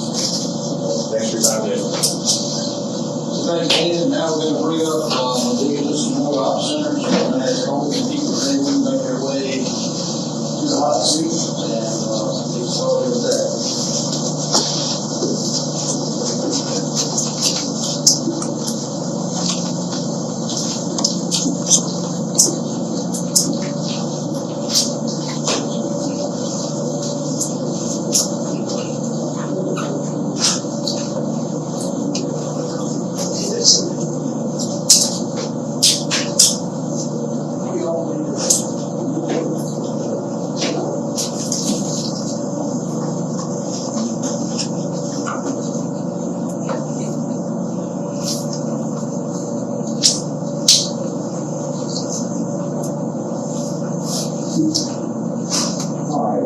So here at the forward tab, I'm gonna go over files and down here data manager.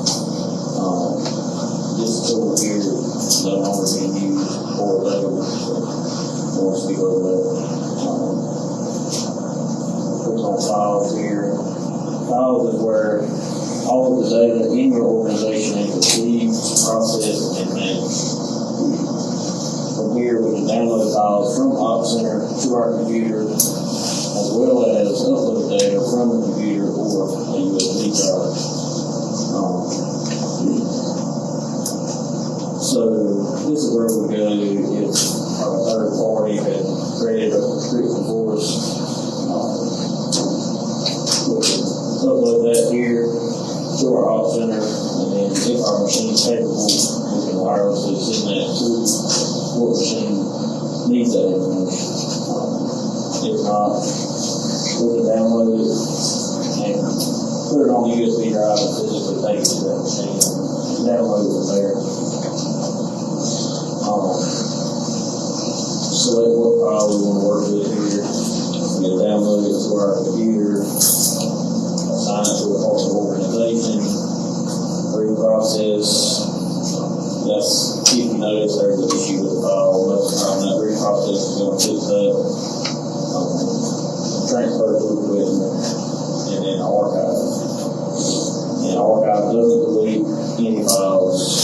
You just simply go right over here, and there's no archive files in this particular one, but if there are, we can make those available again. I believe files are automatically archived 6 months after they were here. To go along with files here, we're going to use the data management tool to get files into Op Center. So data manager is a free downloadable tool that allows users to manually upload large amounts of display data to their operating system. First step, you'll need to click on data manager under the more tab, download, follow the prompts. Data manager makes uploading data easier because it does not require files to be zipped. Once you've got it downloaded, it takes a little time here. from what order you want to file, from what organization you want to go to. So just to be clear, data manager is the tool that we use in order to get files to and from our auction and machines. Nothing else I'm trying to know. Good morning, ladies and gentlemen. Kind of what I want to speak on right quick is, under the mortgage category, is the software manager. So, how many times have you heard we need a software update? You call Myra at the call center, first question she asks is, what software version on there? This is the process. What do I get here?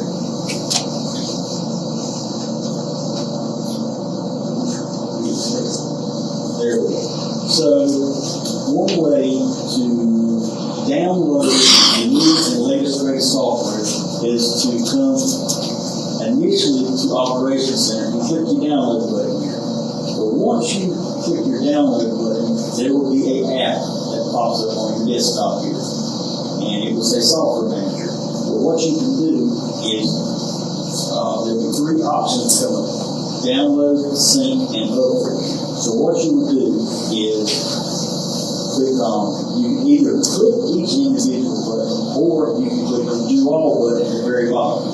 Now I will suggest one thing is, when you click do all, just leave the computer on and come back in about 30 minutes.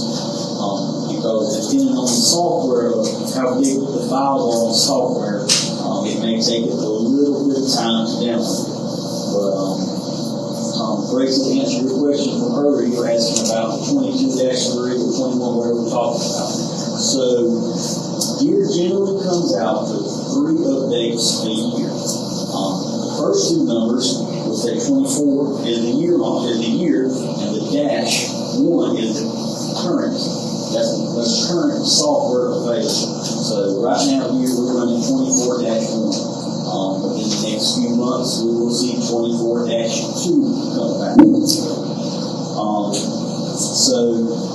Well, you want to know what is available on each one of these software updates. So, we come down here to a link for Stellar Support.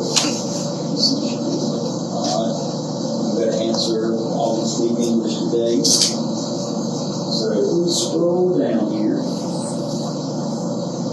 we can tell that 24-1, what each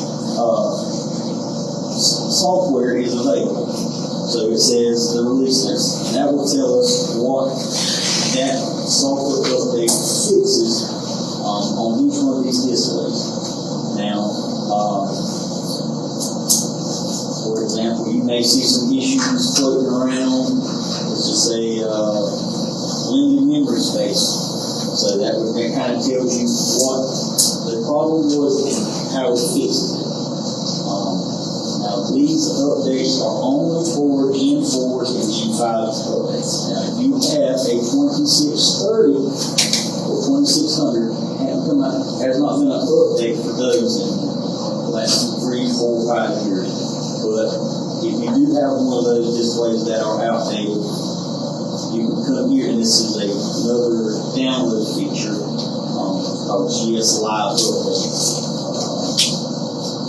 So that's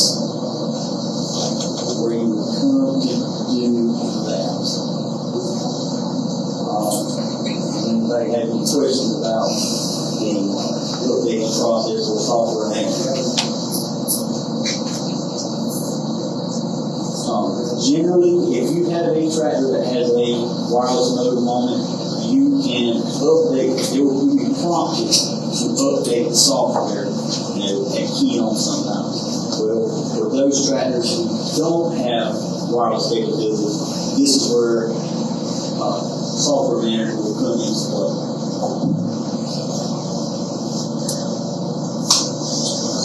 So my last topic of discussion is going to be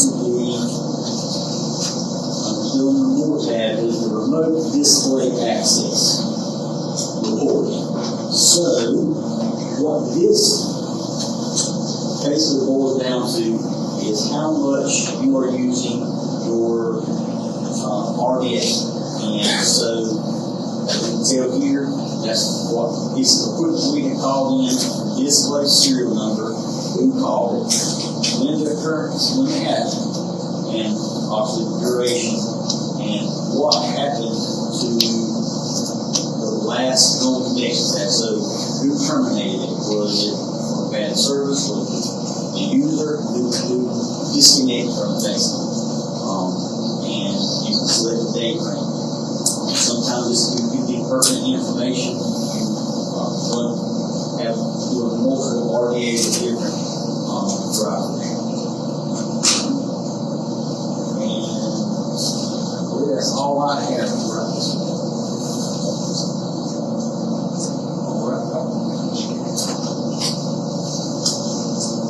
Those updates, they have to be done from the computer, it's done from the iPad or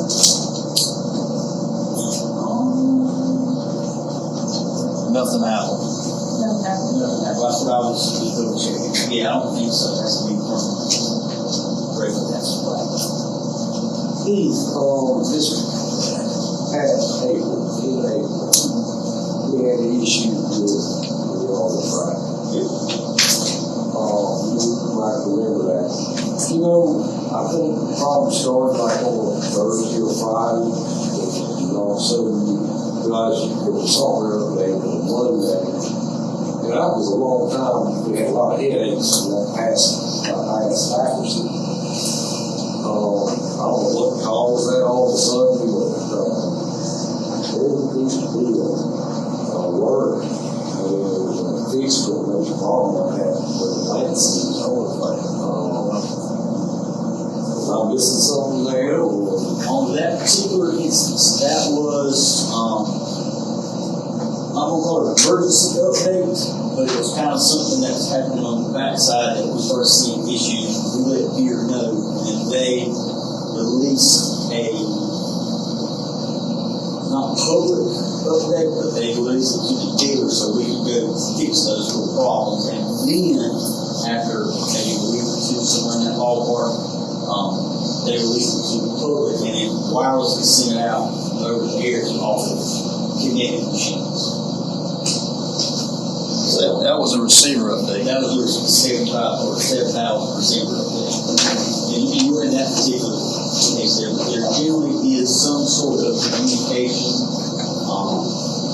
mass messages sent out through Deere, and while we're trying to work on that as well is to let all the customers know the new up, say when 24-2 comes out, that message is wrong, and so everybody knows we're looking it out, everything will be downloaded.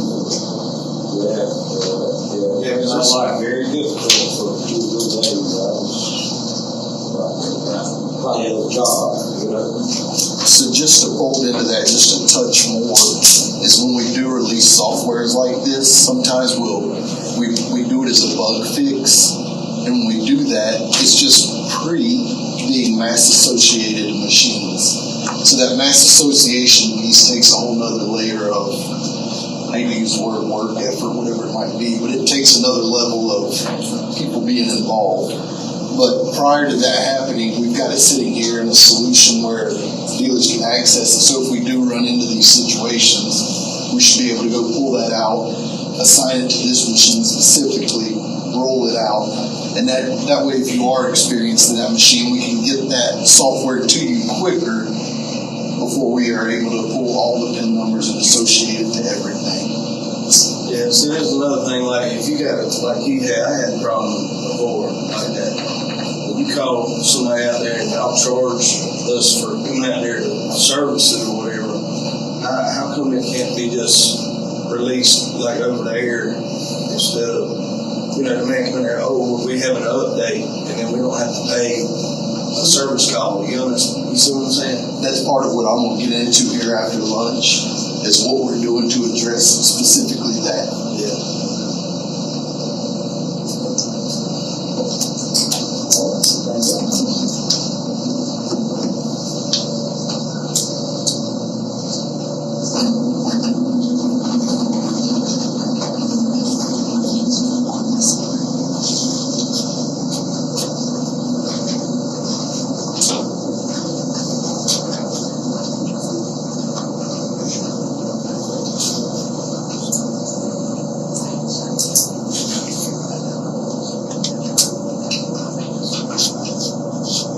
everyone, my name is Jared Trailers. I'm with Deere, work out of Olathe, Kansas.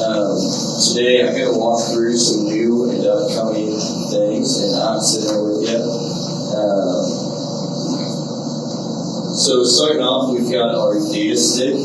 This is still on its way. It's to enable wireless transfer for third-party displays to our modems and then up into the comm center. Somebody earlier was talking about a Caterpillar combine and getting that data in the comm center.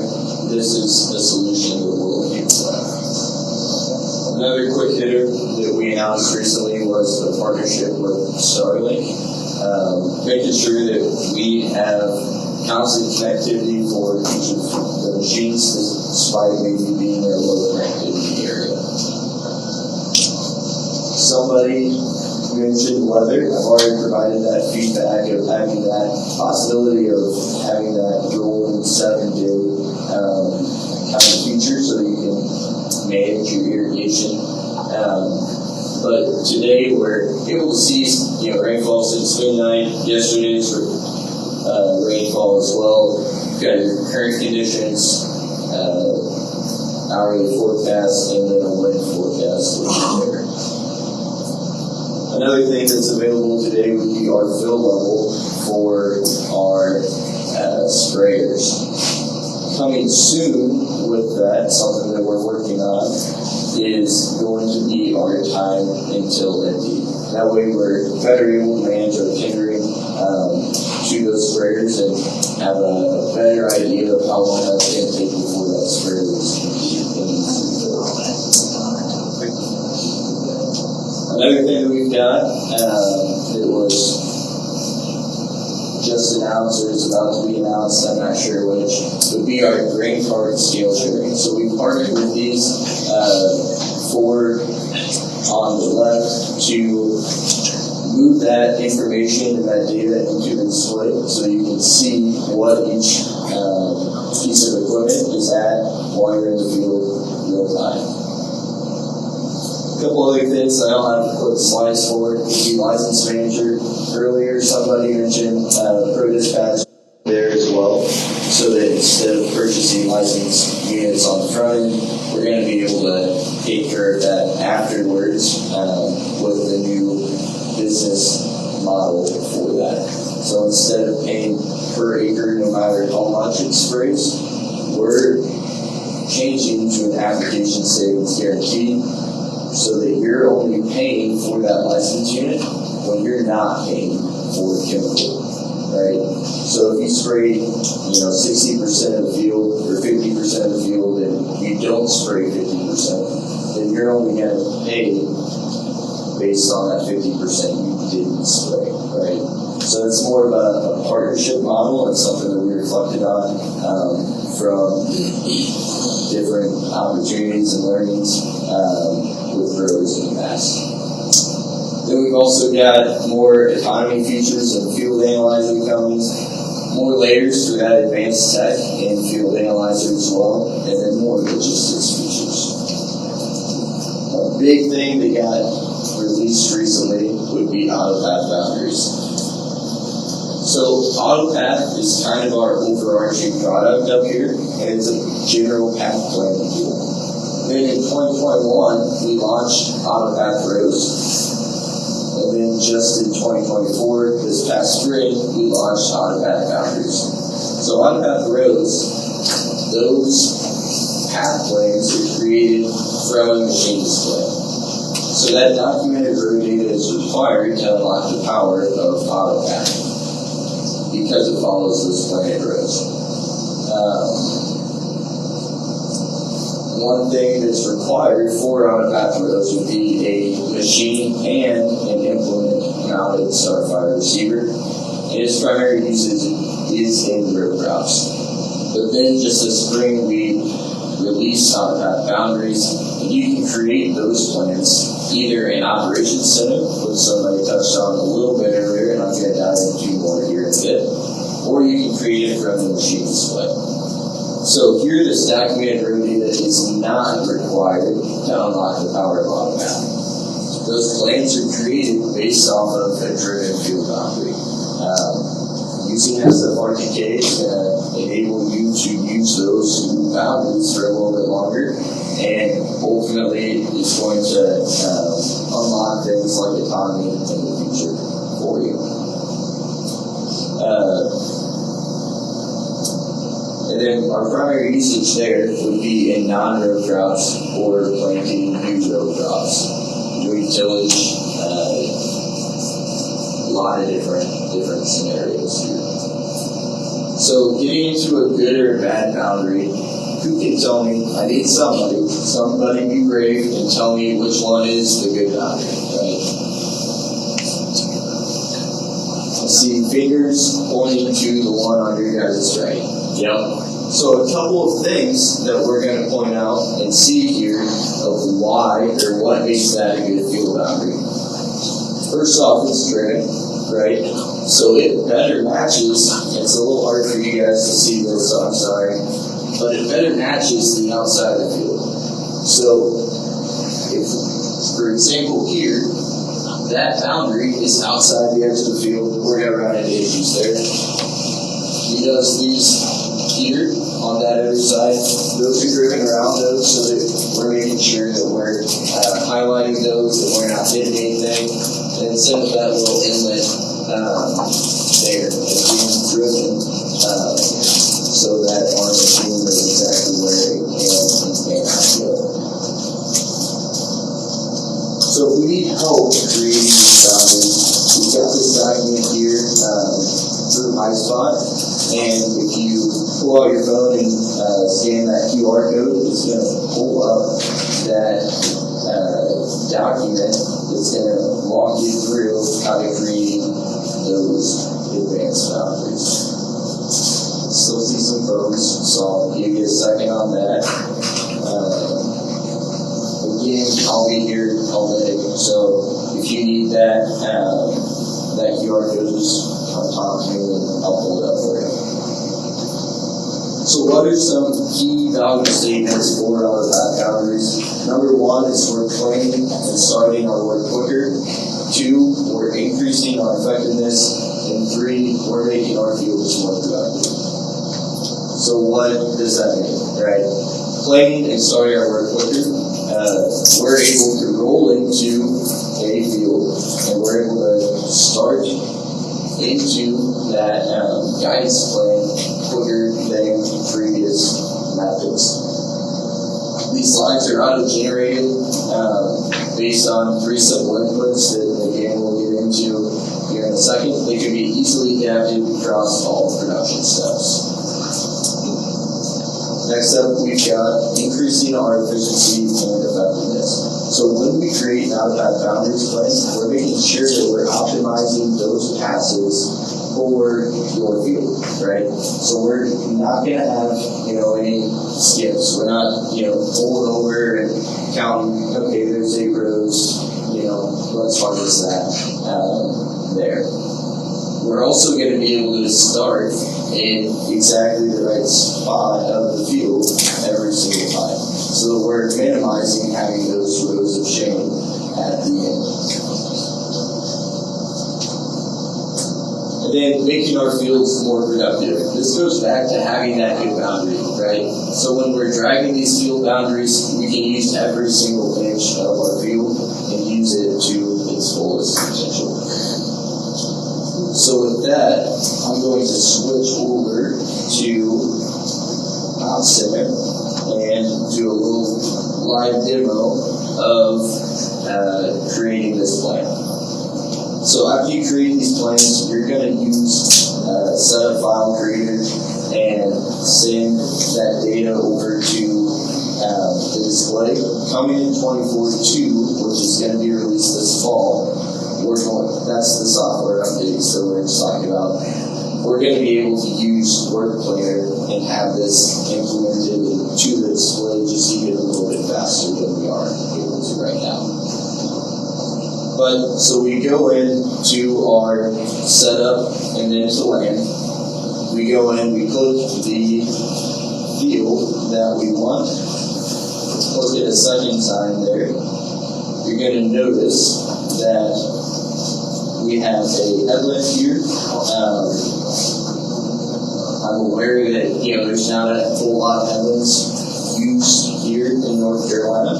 So you can kind of get around that by changing that to like a foot, right? So now it's still there, but it's very minimal, right? You can barely see those little ticks, and we're not losing much field space. And then we can also shift our lines a little bit later on so that we really can get rid of that boundary as well. So I'm going to cancel that because I don't want to mess with big data. But after you've got that headland created, you got to come in and click on Add, and then out about boundaries. You got to make sure that you've got your fields that you want that boundary plan. You can make sure that that field is the correct one, and then you got to throw in your track spacing. You're going to start off by naming whatever your plan is going to be. Say that you messed up and you said, oh man, I put in a 30-foot track spacing, but I wanted it to be a 45-foot track spacing.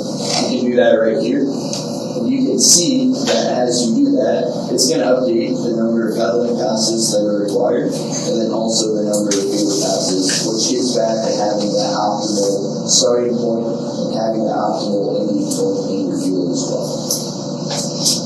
So when you pull up out of that boundaries, the first thing that it's going to do is it's going to come from a line to boundary. So a line to boundary picks the longest boundary line that it can identify, and it plans it based off of that boundary. Say you don't want that boundary to be what it plans off of, and maybe you want it to be off of one close to this building edge, right? So you come over here, right? Obviously, that's not lining up with the building edge, which is all right, because we can grab these A or B points here, and we can simply drag those along the boundary of the field and create lines that are drawn between that A and that B point. Another good example of why you maybe want to do that would be over here. We've got a small little outkick to go around that tree there. We can kind of make that a little bit more uniform by drawing that out through there. So the second method that you can use to create an out of path boundaries plan is going to be that heading angle. So say you want to go perfectly north to south, that is perfectly fine. You can throw in 0 there. Again, you're going to see the headland passes, the number of field passes, etc. When it's creating the optimal plan to minimize the number of field passes, that's where that aligned boundaries comes in as well. And that's where you're going to see that we've got our lowest number of field passes. But say that you've been using the same down slides for years, right? You've got just consistent marks where you've had, or consistent compaction lines where you've had your equipment running, and you've got your equipment sized so that you can use those same lines throughout the year.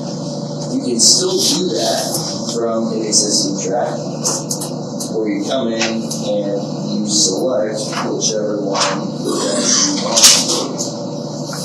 And again, it's going to create those lines based off. Now, regardless of which method you're using, you're going to be able to see the heading angle down here. You're going to be able to see the longitude and latitude of your A and B points there. And then we're going to always be able to shift those tracks as well. So we've got our headlands here. can shift those inwards towards the interior of the field boundary or outwards towards the exterior of the field boundary by however many inches that we want. Then we're also going to be able to do the same with our field trucks, shifting them to the east or west if we've got north or south lines, or north or south if we've got east or west lines. With that, another thing that is pretty neat is in the display when we if you create it from the display, or even if you send it from here to the display, you're able to turn on or off your headlamp passes so that you can see just the interior. So, introduce myself earlier. My name's Sean Cox. I'm the local TCSM. I actually live over in Pittsburgh, North Carolina. I'm raised in Montclair, North Carolina. So I've been in North Carolina the majority of my life, and hopefully get to stay here for a while longer. We're going to go through the John Deere Equipment mobile app. Who has on their phone the John Deere Equipment mobile app? Got a few. And for the ones that have had it, you know what 5 years we went from the Plus apps to Equipment apps to Equipment Plus to Equipment Mobile. So over the last 4 or 5 years, there's been several iterations of where we're at today. One of my favorite things about where we're at today is it pulls all of your equipment in versus having to go over here for your harvest equipment, over here for your sprayer, over here for your tillage. It's all embedded into one app, and you've got all these features, all these accessibilities to that one app versus having to have 7 apps on your phone now. Probably one of the big takeaways we're really hoping for today is to spend some time on the controller updates, to talk about what we can do, as well as how we accomplish that function and how to best succeed at delivering these updates. I'm going to talk a little bit about harvest equipment setup. That's more around just a feature of the app, just to show you some of the functionality that's inside of it. We'll actually also look at setting up a sprayer as we talk through the first piece of it. And then we'll wrap up and we'll handle any questions we can, and then we'll all get out of here. So again, we're going to start with Equipment Mobile. And what we've got here is just some of the foundation for Equipment Mobile, some of the functionality it provides to us. Convenience at your fingertips. Again, we're housing all of that equipment into one app now versus having to have a data manager and then all your different things connected to it. That's going to help us simplify managing that equipment and the data, the information inside of that app. You'll be able to get into many different resources inside of that as well. So you've got operator's manual, you've got some of your machine data itself, machine performance, and more specifically, we'll get into actually doing some machine adjustments from Operations Center actually, but you'll be able to see your adjustments and make those adjustments per se, like on a combine. For JD-Link equipment, connected equipment, and for now, it is 4G and 5G machines. So our 3G is sunsetting just like our cell phone, the service isn't there any longer. So we're looking at 4G and 5G equipment. And then talk about some of the tools for specific equipment, like the planter runoffs, combine adjustment, or combine setting adjustments, and things such as that. And again, just like everybody else has said, very informal. If you've got questions as we go through, feel free to stop us, we'll cover them. The approach I'm going to take is going to run through the presentation, and then I'm going to come back so I don't have to switch back and forth from the phone, come back, and then actually just talk about Equipment Mobile and then Operations Center and that kind of works. So if you're working on downloading the Equipment Mobile app, all you have to do is go to your app store, whether it's Google Play or iTunes or the App Store there, download the Equipment Mobile app, and you use your same login information as you would from Operations Center. So once you download it, it'll give you the option to either create an account or log into your current account. If you know your Operations Center login information, what it'll do is it'll go ahead and just pull in your equipment from Operations Center at that point. So you're not going to have to go back and have a secondary add. You're not going to have to go in and scan PIN numbers and add them in at that point. Okay, once downloaded and logged in, it connects machines that are in Operations Center to the app. And what I've done is actually went in and Stephen Livett team up with Quality Equipment for now, their agronomic demo. And what we're able to see is some of the equipment that they've got in their demo account here. So once he sent me the link to be able to do that, it just pulled in those machines once I got logged in.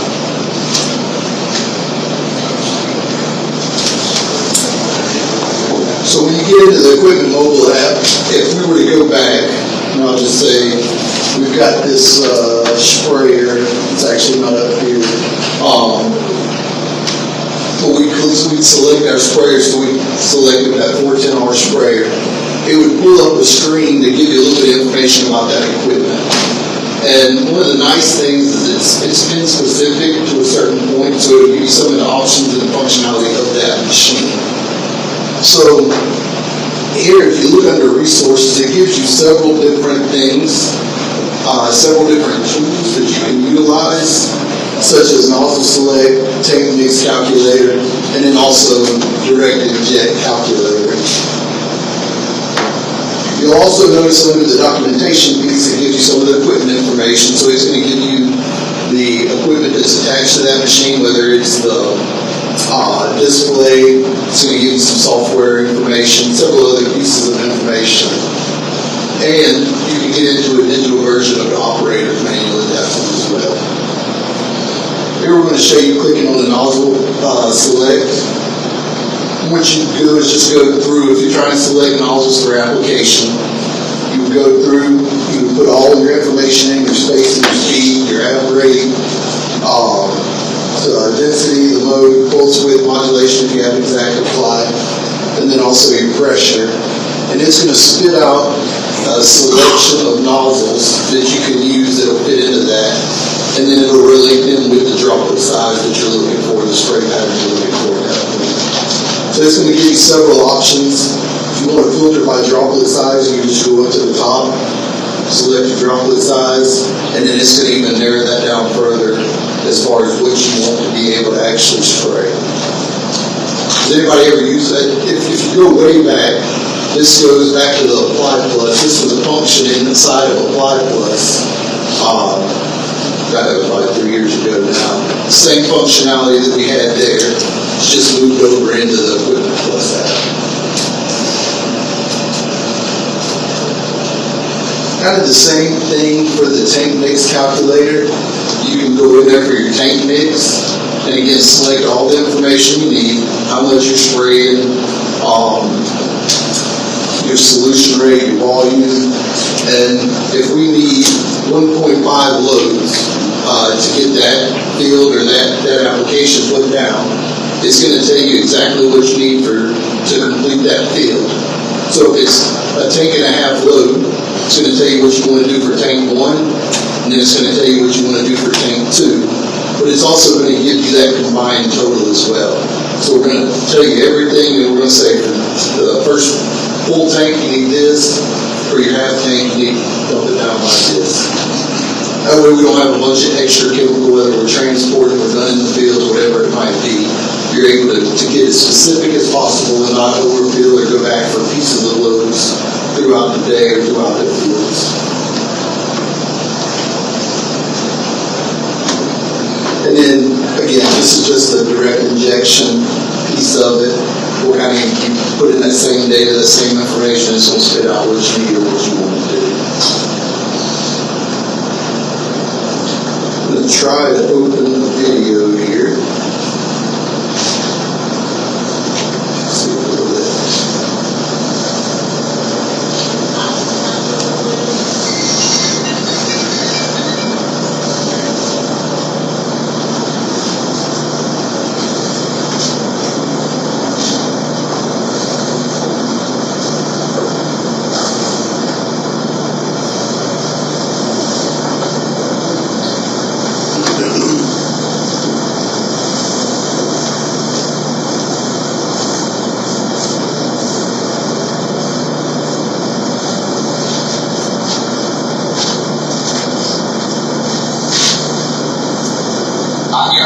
operators the tools to operate and maintain their equipment, all from one mobile application.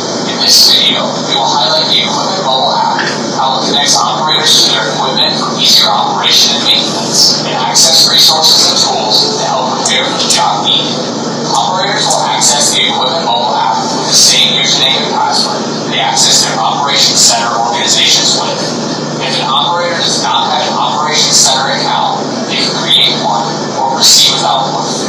The Equipment Mobile app is supported for Apple and Android phone and tablet devices. Once the operator has logged in and selected the organization they want to view, they will then see the equipment associated with that organization.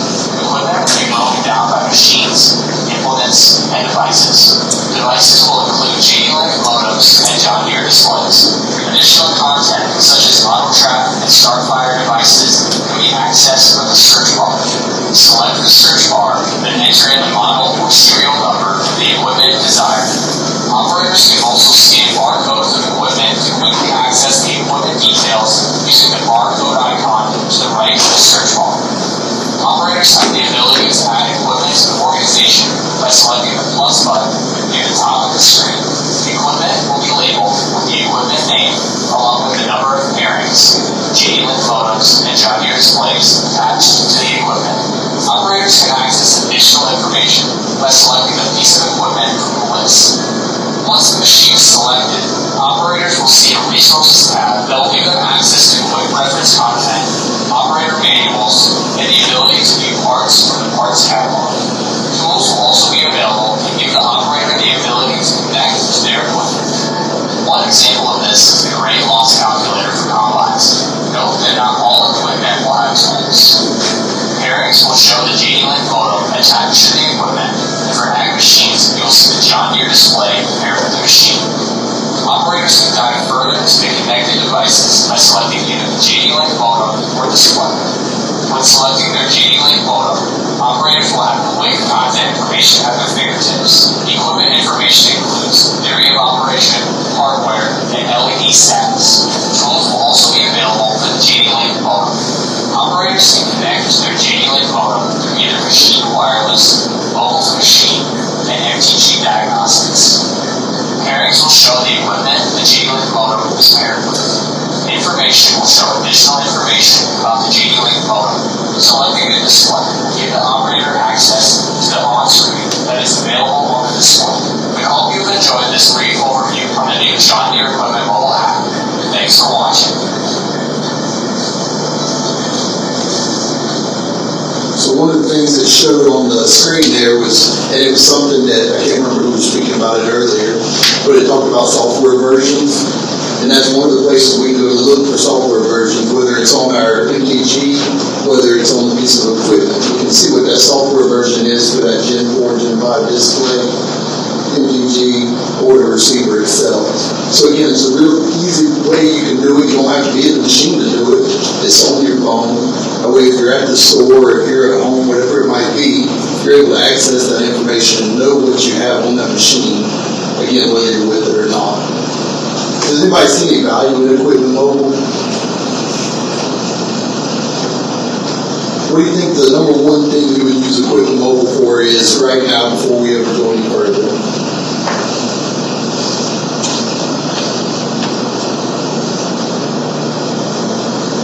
I would just say to help them set up combines whenever you switch crops. That's a big one that I use just because it helps me remember everything when you switch over.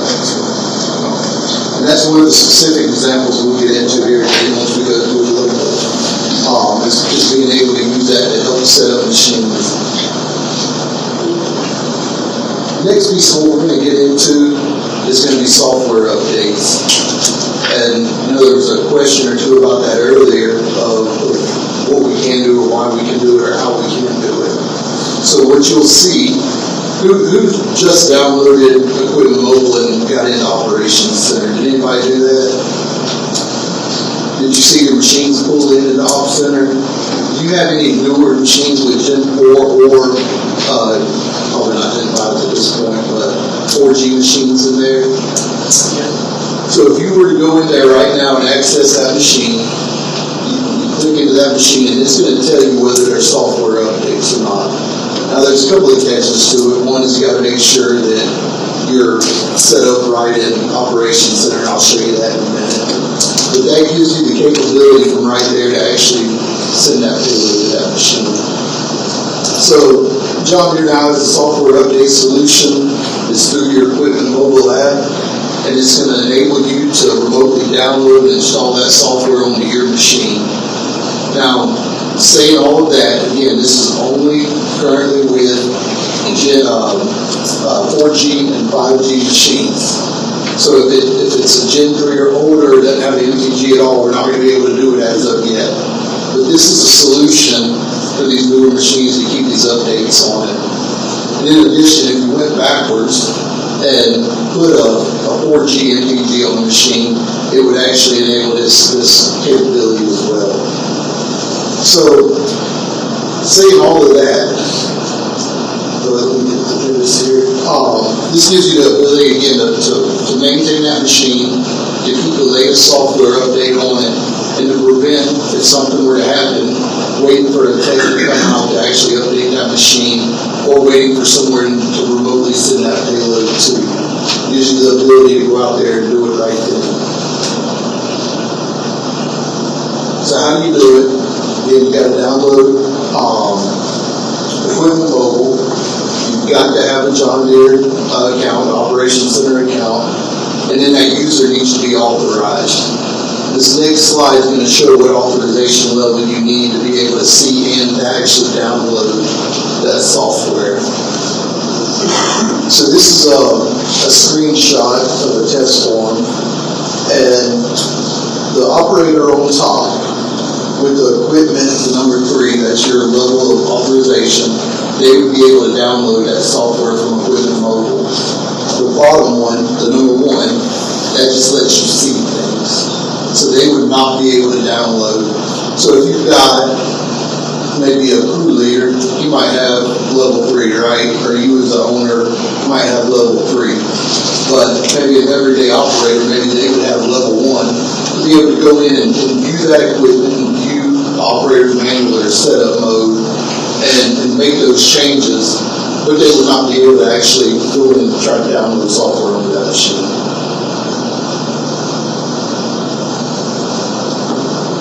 So by doing that, what happens is a user logs in, so as you log into Equipment Mobile, and you go into that controller, that machine, and see that the armrest control needs an update on it. You can just click that button, the radio button for the armrest controller, and it would actually send it over the air. The machine calls in, it accepts that download, so it's going to reprogram it at that point, send the reprogramming to that tractor. Then you and the cab, there's going to be an interface. You're going to have to accept it and then download into that cab. And then it's going to start running that software update. The last piece of that is so we can track what software is on that machine so we know if you need an update or not. It's going to have to upload a data file saying, hey, this 8320R now has software 1, 2, 3, 4, 5 on it.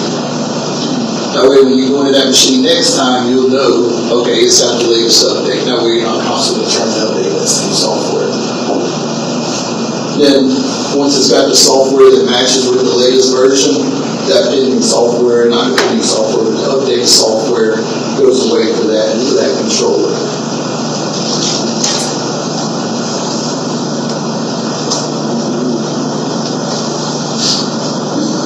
So it's just going to walk through, show you where to get to. So you went in, you click the tractor or the piece of equipment, and it's going to tell you what controller is available to update. It could be 1, it could be 15 controllers. It's going to give you the option to select 1 controller at a time, or the update all radio button. You click that, it's going to tell you what sending software is going to be pending. And then once it starts actually downloading onto the machine, it'll update that to downloading or sent to the machine. And then once it's completed, it'll come back and clear all that off of there. So you'll know when it goes, you'll know what status it's in, and then you'll know when it's completed by the end of that time.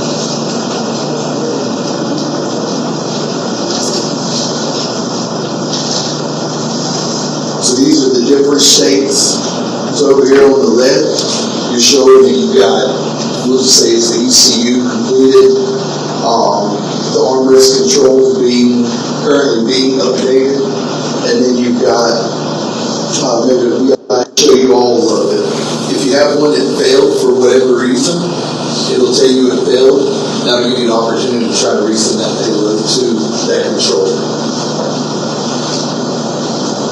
Once everything's cleared out, it's going to give you no updates pending or no updates exist, and then everything's up to date as to where it's at today. So that, from the person sending the payload, that's all you have to do. You click in there, you say update all, send it, and it's gone. Now the person in the cab, or if that's you, you would actually have to go in there and accept it, and it's going to give you a rundown of how much longer it needs. The key to this is making sure that the tractor does not get shut off. It's also going to tell you not to run it. We don't want it running when we're trying to download. But again, the main piece of that, and the thing we see happen the most when you're trying to download software, somebody keys it off before something gets done. Once that's done, it's about half loaded, and it's gonna lock itself up. Sometimes we can just send a payload to it again, and it's fine. And sometimes you actually have to connect to it, actually get it unfrozen. Sometimes we have to blink controllers. So again, making sure that key stays on, the battery's charged, and the key stays on. Two very key parts of that. Is there some of them, I've downloaded some of them you can download while you're traveling maybe, like say you're transporting? So there's really two pieces of software, right? You've got the download, and you've got the install. These are going to be download and install. Some of them that they send remotely, you can pull it down and download it, and that's just where it's sitting on the server in the tractor. And then you've got the install piece. So yes, sir. It's a little bit different than what we'll see happen here, but if we'll just say the dealer, or occasionally Deere will push a payload to something, those typically can be downloaded, like while operating, and then installed. The biggest catch that if there's ever any kind of calibration, it will never be like that. Because sometimes you have to do whether it's neutral cal or lever cal on it. It will never do it like that. It'll always have to be. Yeah, sometimes you can actually download it as using and then install like during the next key cycle. And it's it gives you the option to download and install later, or it tells you to remind you again later. Several different things that can happen during that piece of it. So in the initial machine releases, you'll see it's pretty well covered as far as tractors and combines and harvesting equipment go. 7R to 9R tractors, combines, cotton harvesters. Probably not going to see much for sugar cane around here, but you can see again it's a pretty all-inclusive list of our larger equipment right now.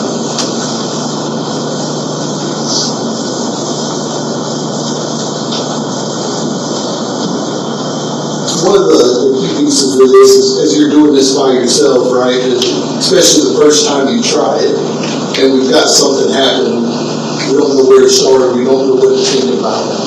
So what we wanted to do here was just give you a little bit of background on what are some of the initial things you can think about or look at as we're trying to push payload, and maybe we don't see an existing payload available. So what if you can't see the update? Maybe 4G MTG is not active. Typically speaking, and Stephen might correct me if I'm wrong on this one, but if you purchase a piece of equipment through quality and they transfer that into your account, all 4G MTGs should be active for the most part, right? I think we're probably 1 or 2% that's not. That's safe to say. Now, if that piece of equipment, say you buy that piece of equipment used and bring it in, that 4G MTG might not be active at that point because the dealer that sold it may not have transferred it into an active account. So once they sell it, it comes off of their list, but it's not on yours any longer. So just a key piece of managing those 4G or the NTGs themselves is making sure it does get transferred, it is active. Some select situations the machine might not be compatible. Again, that was a pretty inclusive list, but say if you got a 6R with a MTG or a 5E or a 5R with the MTG, those are not going to take payloads remotely yet. Equipment has an active 3G MTG subscription, so we have to have 4G, minimum 4G to be able to download those. Country or region, that's not going to impact us. And then user equipment permission not set to level 3. So that was that chart I showed a while ago where level 3 you could download, level 1 you were not able to change payload. If a known controller software version payload is not visible, again, equipment doesn't have any new updates, so we're not going to show you all the controllers and show you updated or not. It's just going to show you the controllers that need updating, and maybe new features have not been released as of yet. So maybe there's not an active release version for that tractor piece of equipment yet. Any questions about the process of downloading software? I know somebody asked a question about software earlier. I cannot remember who it was. I apologize. But does that answer some of that question about what is available or what can we do to get past some of those situations we talked about? I actually think what you guys are talking about now as well. Who thinks they'll use this functionality? Who thinks they won't use it? I think this is going to be something that's evolving. We're going to have more and more capabilities as we continue to venture into the world of making more things available for you to be able to utilize to keep your equipment, latest version, latest updates. This is going to be something that continually evolves and changes and features added to.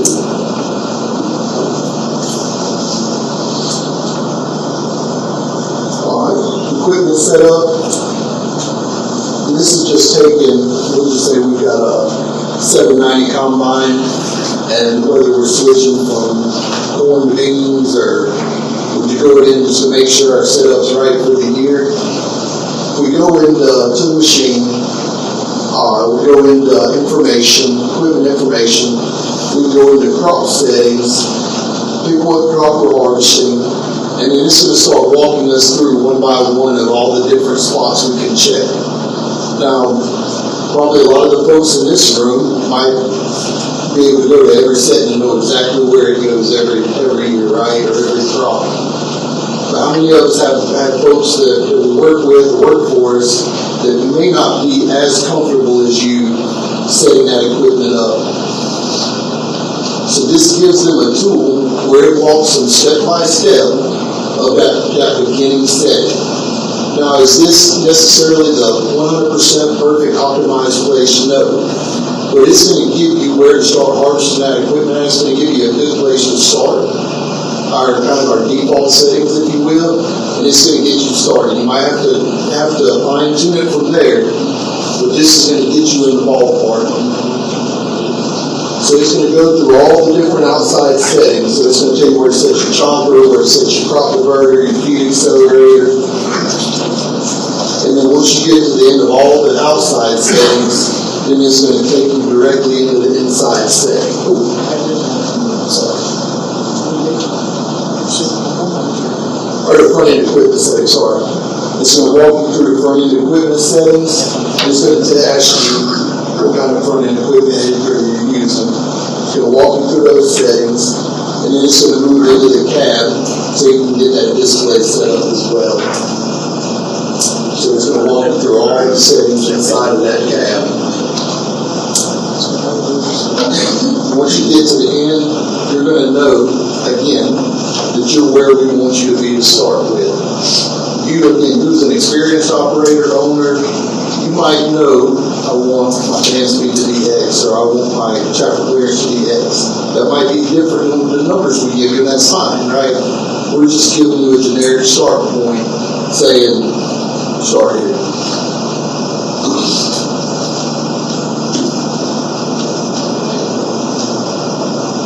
Lastly, as far as equipment or harvest adjustments, does anybody know you could remotely adjust harvest settings on your 4G capable combines?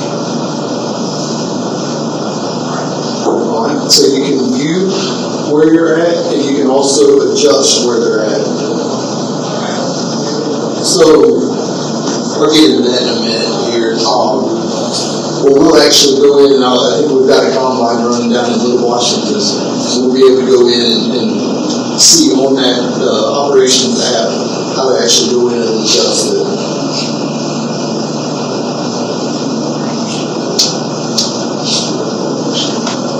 I'm going to talk about, I think they covered RDA, remote display access, a little bit earlier. Has anybody ever been in a live session of remote display access with somebody?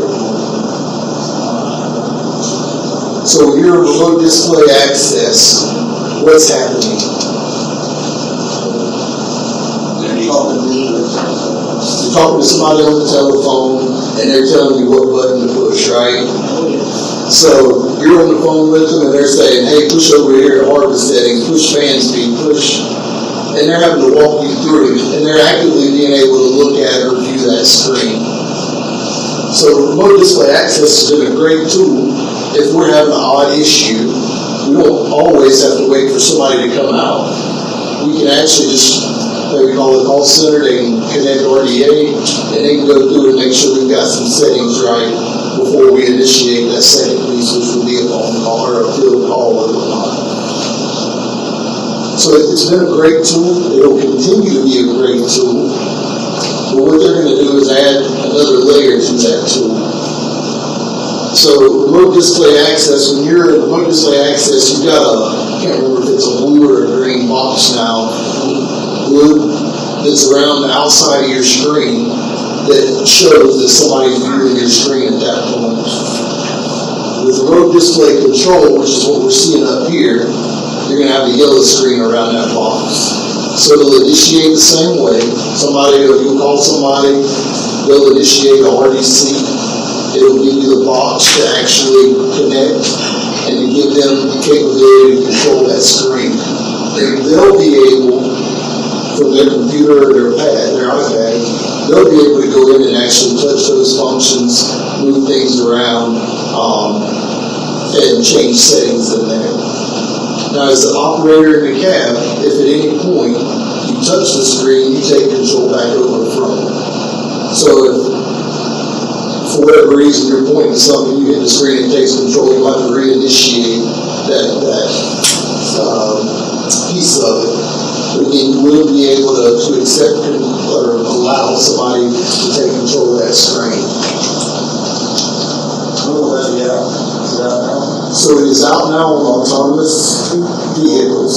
So if you've got an autonomous tillage piece, we're able to already see into that screen today, obviously, because there's no one in there to touch the buttons.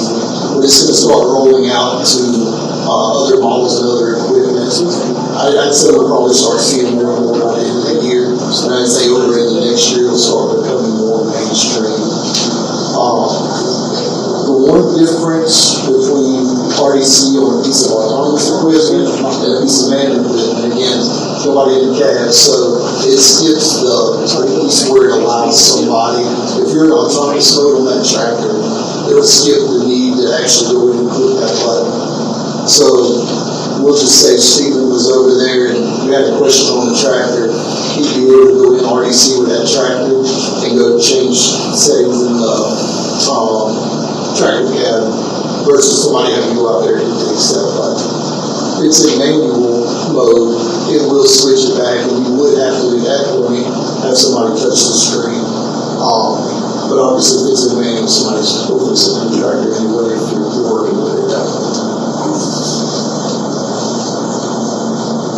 That's just saying initiating a display with RDA or RDC with the RDA with control.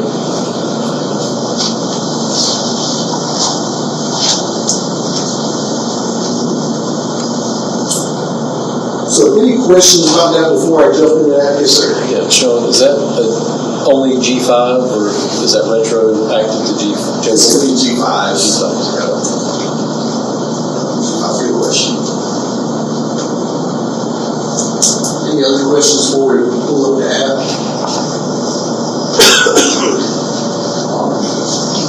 We'll start with the operations center of the combine here. That way they go ahead and get it cut off.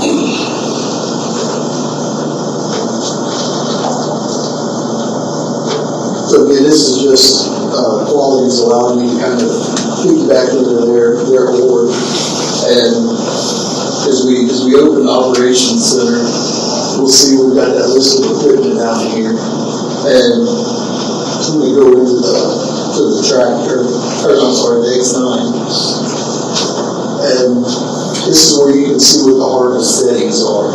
So you can see what the current harvest settings are set to on that. And if you click adjust, you're able to go in and adjust those, make adjustments to those 5 key areas for that harvest.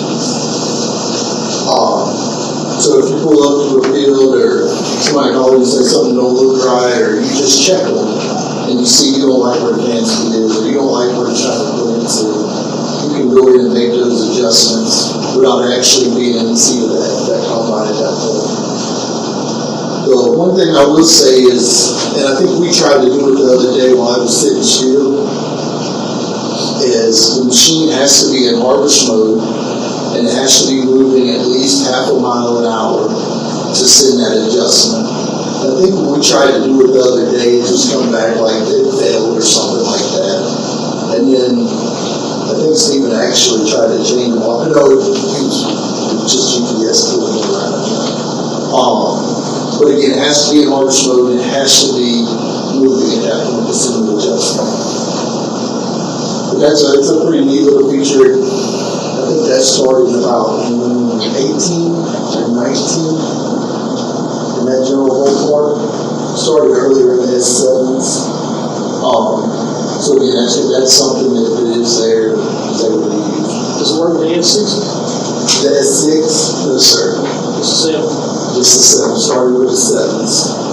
So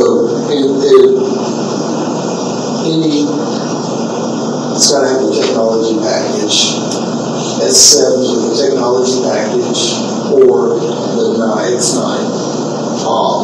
And then I think it's the first year, but the 7s come out in 717. I can't remember. The first year or so, the X7 did not have it either because it did not have that technology package on it. I had to have the technology package to be able to utilize that.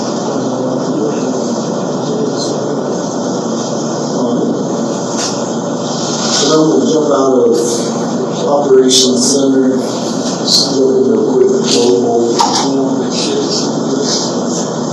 And you'll see all the different equipment loaded into Quality's org. So you've got the equipment, you've got a planner, you've got the displays, you've got your receivers, and you've got your modems.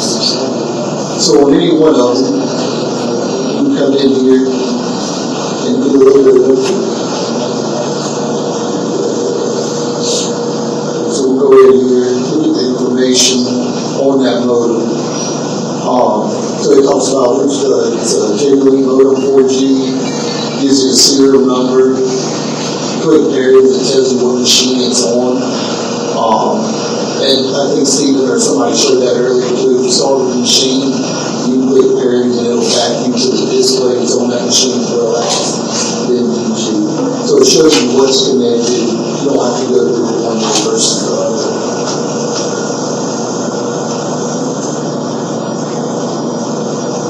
Same thing up here with the command centers. Talk a little bit about software. This is in the 4600 V2 software. It's got Q3-1 software on it. So, what do we know at that point? It's not got to do with software, right? So, we can actually go in and find out a little bit about the machine, about the command centers that we use on it.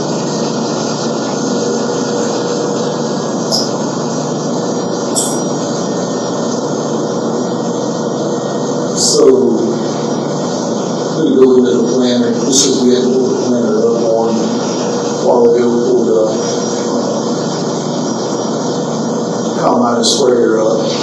But these are gonna be some of the tools that we have inside of Equipment Mobile utilizing or for the planner. So you've got your road runoff, you've got your new performance test.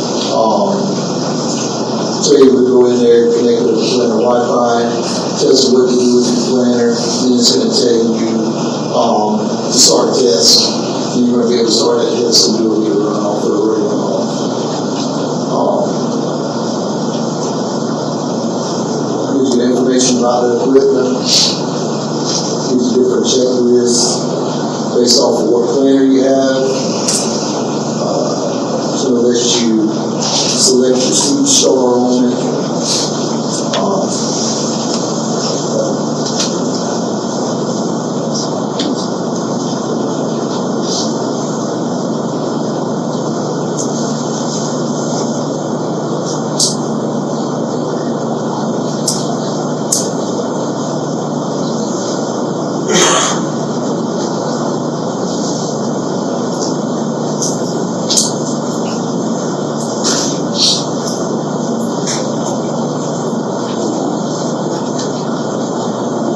So you'll be able to go in and load everything about your planner.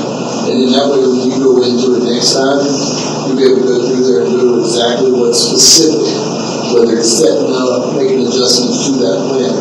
You'll be able to go directly to it to go in and make adjustments, changes, or help optimize that planner to that proper activity.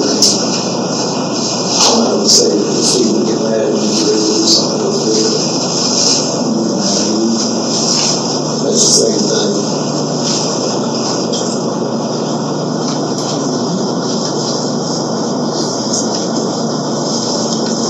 Gives you some base information about the equipment as well.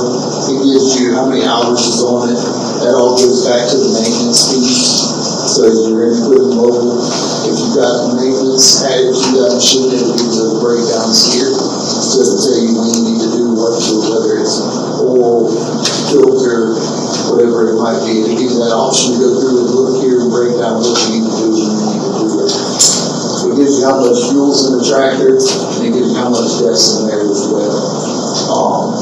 So it's a good place to go get some pretty base level, quick information about the tractor without having to make phone calls or find in or out.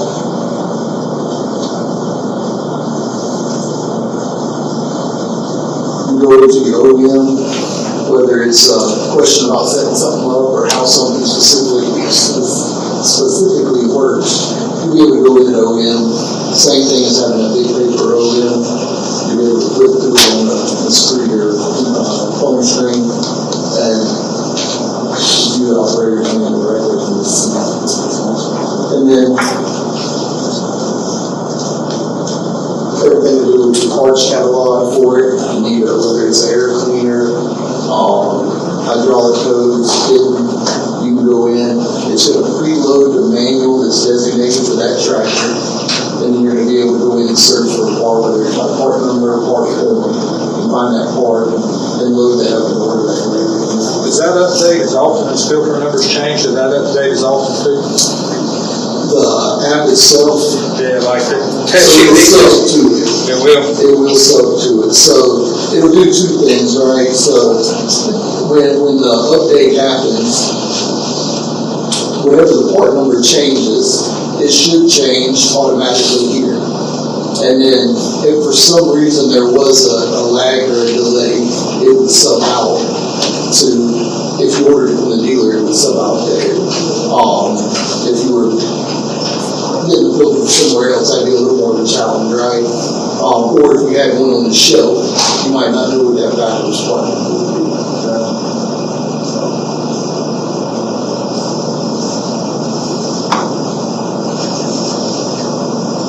And then last but not least here, software updates. So as you can see, this one has 14 updates available. I'm not going to use that one because we've already sent it.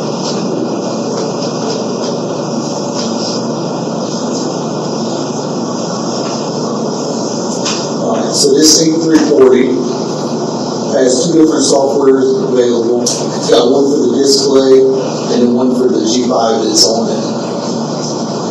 You see that it tells you what software is installed and what software is available. And if you remember back when I talked a little bit earlier, I talked about having that file that's sent back to Deere of what software is on it. This is where that populates from. So we'll say if we downloaded this TA403918 software, but for whatever reason it didn't upload back to Deere, the next time you went back there to look at it, you would see that installed software is still the 2979K, and it would still be telling you to do an update. If you know you did the update and it told you it was successful, well, it might have been a server, like a area related service issue, where what they would fully update that the Deere payload on it. We have seen occasionally where our system, for whatever reason, did not accept that when it come back. And if we run into that situation, we can verify the software on the controller, and then we can manually go in and put that number in there to update it. And that's usually just a phone call to say, hey, I updated it. We can look at the software version that's in it. And then if that software version did take, we can manually update it on our server so we don't continue to get phony messages essentially. We can select which ones we want to do. And we'll just say that maybe we were talking about sprayers a while ago, and you're having problems with something to do with auto track. So we want to update that auto track controller. We won't update everything right now. So we can go in, we can select that controller we want to do. We can update that one controller. So we can send it, accept it, download it, and then see if that got us what we needed for fixing that. Or we can do both of them at that point and do both of them. Again, when you're just doing the one, if you need to get back in the field for whatever reason, like I shouldn't say for whatever reason, get back in the field to get your work done. If you want to update that one and try to keep going, that's going to be your quickest way is to update one. Occasionally, you will run into where you see you update one, and maybe a second controller feeds off from it, and whether you get an error message or maybe something else usually goes on, you might get that in some fashions. One of the things that we're doing to eliminate that, and we're going to have this done by the end of the year, is factories are going to start doing what we call bundling software. So if we've got one controller that needs to update, but it impacts 2 or 3 more, we're going to take this one and it's going to update these 2 or 3 others automatically. That way we don't have those gaps where you get software mismatches.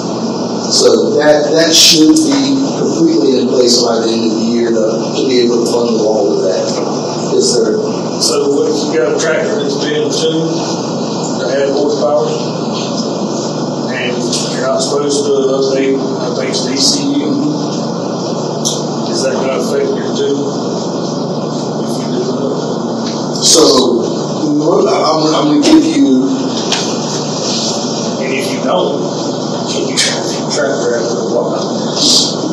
that's why I was about to say, one does it just be after? I might let Stephen gut check me on this one as I talk, but most of the time, if something's been happening, these are usually programmed outside of us. That, when we try to send that payload, it's going to break that controller because we're going to see something missing that we don't like, and it's not going to be able to complete that evolution. So if you were to push ECU payload to it, then there's a high likelihood that would happen. Is that skipping the ECU update's fine, but what about when you start combining it? So it's not fine. So what we're having happen is ECM failures, glitches, whatever. As payloads are getting skipped on ECM, it is creating backdoor problems. So you might not update your ECM and your HVAC controller might not work because everything is tied, so you can't that AMF and radio is tied to the CAN line. So if we update 5 controllers, and we leave Mr. ECM over here untouched, there's a good chance that the CAN comms are gonna whack it all up. Okay, what if we don't update it? How long does that last? What's that now? What happens when we don't update anything? How long does that last? So if you don't update anything, obviously what's gonna happen there is you're not gonna end up with future features. You're not gonna end up with software patches that become exposed along the way. And,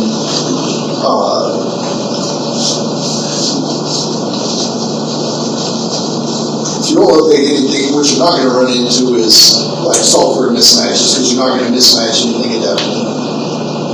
But if you get to a point where you have a problem with the tractor, we'll just say the rock shaft quits living. I know that's a very simplistic thing, but we'll just say we get to that point, the rock shaft no longer functions.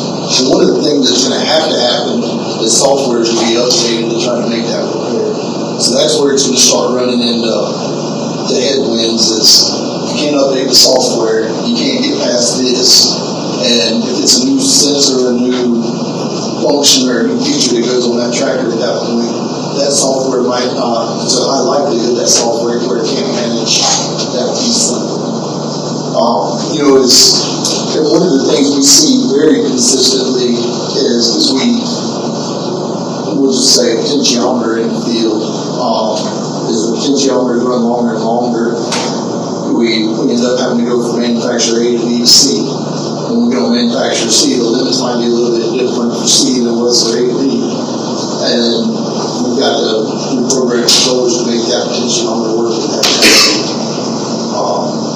One of the things about ECM or ECU specifically is like, we'll just say transmission, right? We look at the droop of the engine to make different things happen on that transmission. And when we change the droop of that engine, we're not managing that transmission the same way.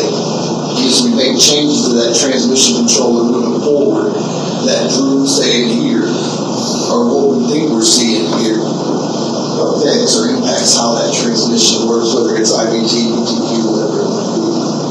So yeah, I agree with Stephen. Down the road, it can cause some severe conflicts, not updating the controllers and not being able to. So if I did an update, would it put it back to factory settings? The ECU, say if you put a power out on the tractor, would it put it back?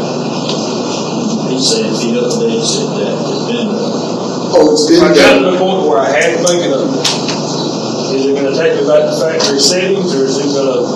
No, it's most likely done, because something had to have been changed on the tractor itself to operate without the emissions components, right? No, the emissions there. We just have one. Oh, see, okay, you're not talking about a delete. No, Okay, I'm just sorry. talking about turning on or. I assumed turning the fuel rail up is at that point, yeah. I mean, Yeah, so it's turning the fuel rail up, so yeah, it would still be changed. but it would take it back to factory settings. At minimum, it would take it back to tractor setting. Worst case, it would block the controller. Like I said, that's worst case. I'm not saying it is going to happen. I'm saying it's a high likelihood it could happen. Just, this Supreme Court running this Chevron thing, is that going to affect all of this? So we were talking about that earlier. I don't know. I don't know if Stephen's got opinions on it.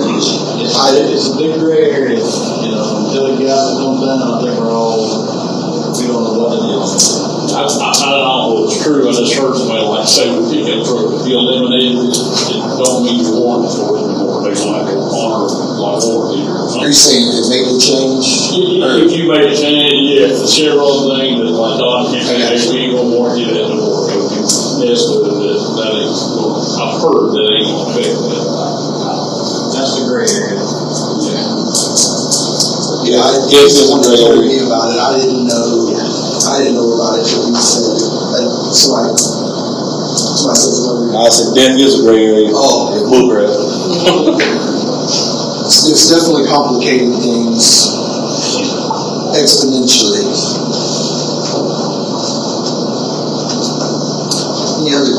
and comments? I think I got through.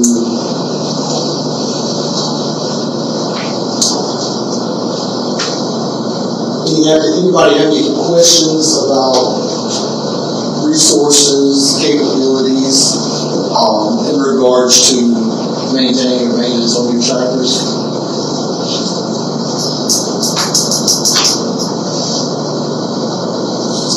Yes, sorry, question here. So with the remote payload updates, there are some payloads that aren't remote, that we would have to plug up Service Advisory to do.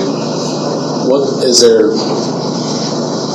interoperability issues with that, with like what's available and equipment mobile versus what might have to be plugged in? So most of the ones that you're referring to, like where they have to be plugged up, have some safety aspect to it. Okay. So it's very few actually. We've had less and less. Because I mean, we're having remote downloads when we're doing calibrations with them now. Very, very few, but there are some, and again, most of the time it's got something to do with safety, or it's a very specific calibration, or it's got to have a tool to complete the calibration. And again, those are, and when we first started doing over there updates, like through Service Advisor, I'd say about 10% of them were capable. And now, I mean, there's a lot now. You probably work harder to find one that's not capable than find one that is capable. And that's the goal, is to be able to, again, you guys got big fleets of tractors, you have a lot to do. You can't wait on people all the time. And to be able to maintain some of that from the farm level is what our objective is at this point.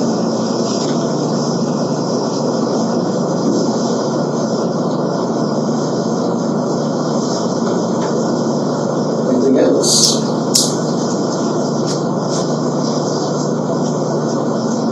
See, that's all I have to do. So I guess we can wrap up. So thank you all. That's all. We will be here as long as we need to be. If anybody got any questions or anything they want to talk about offline, we'll still hang around. But again, thank you all for your business. Thank you for coming out today. Here's to the next harvest. Thank you all. Appreciate everybody's time.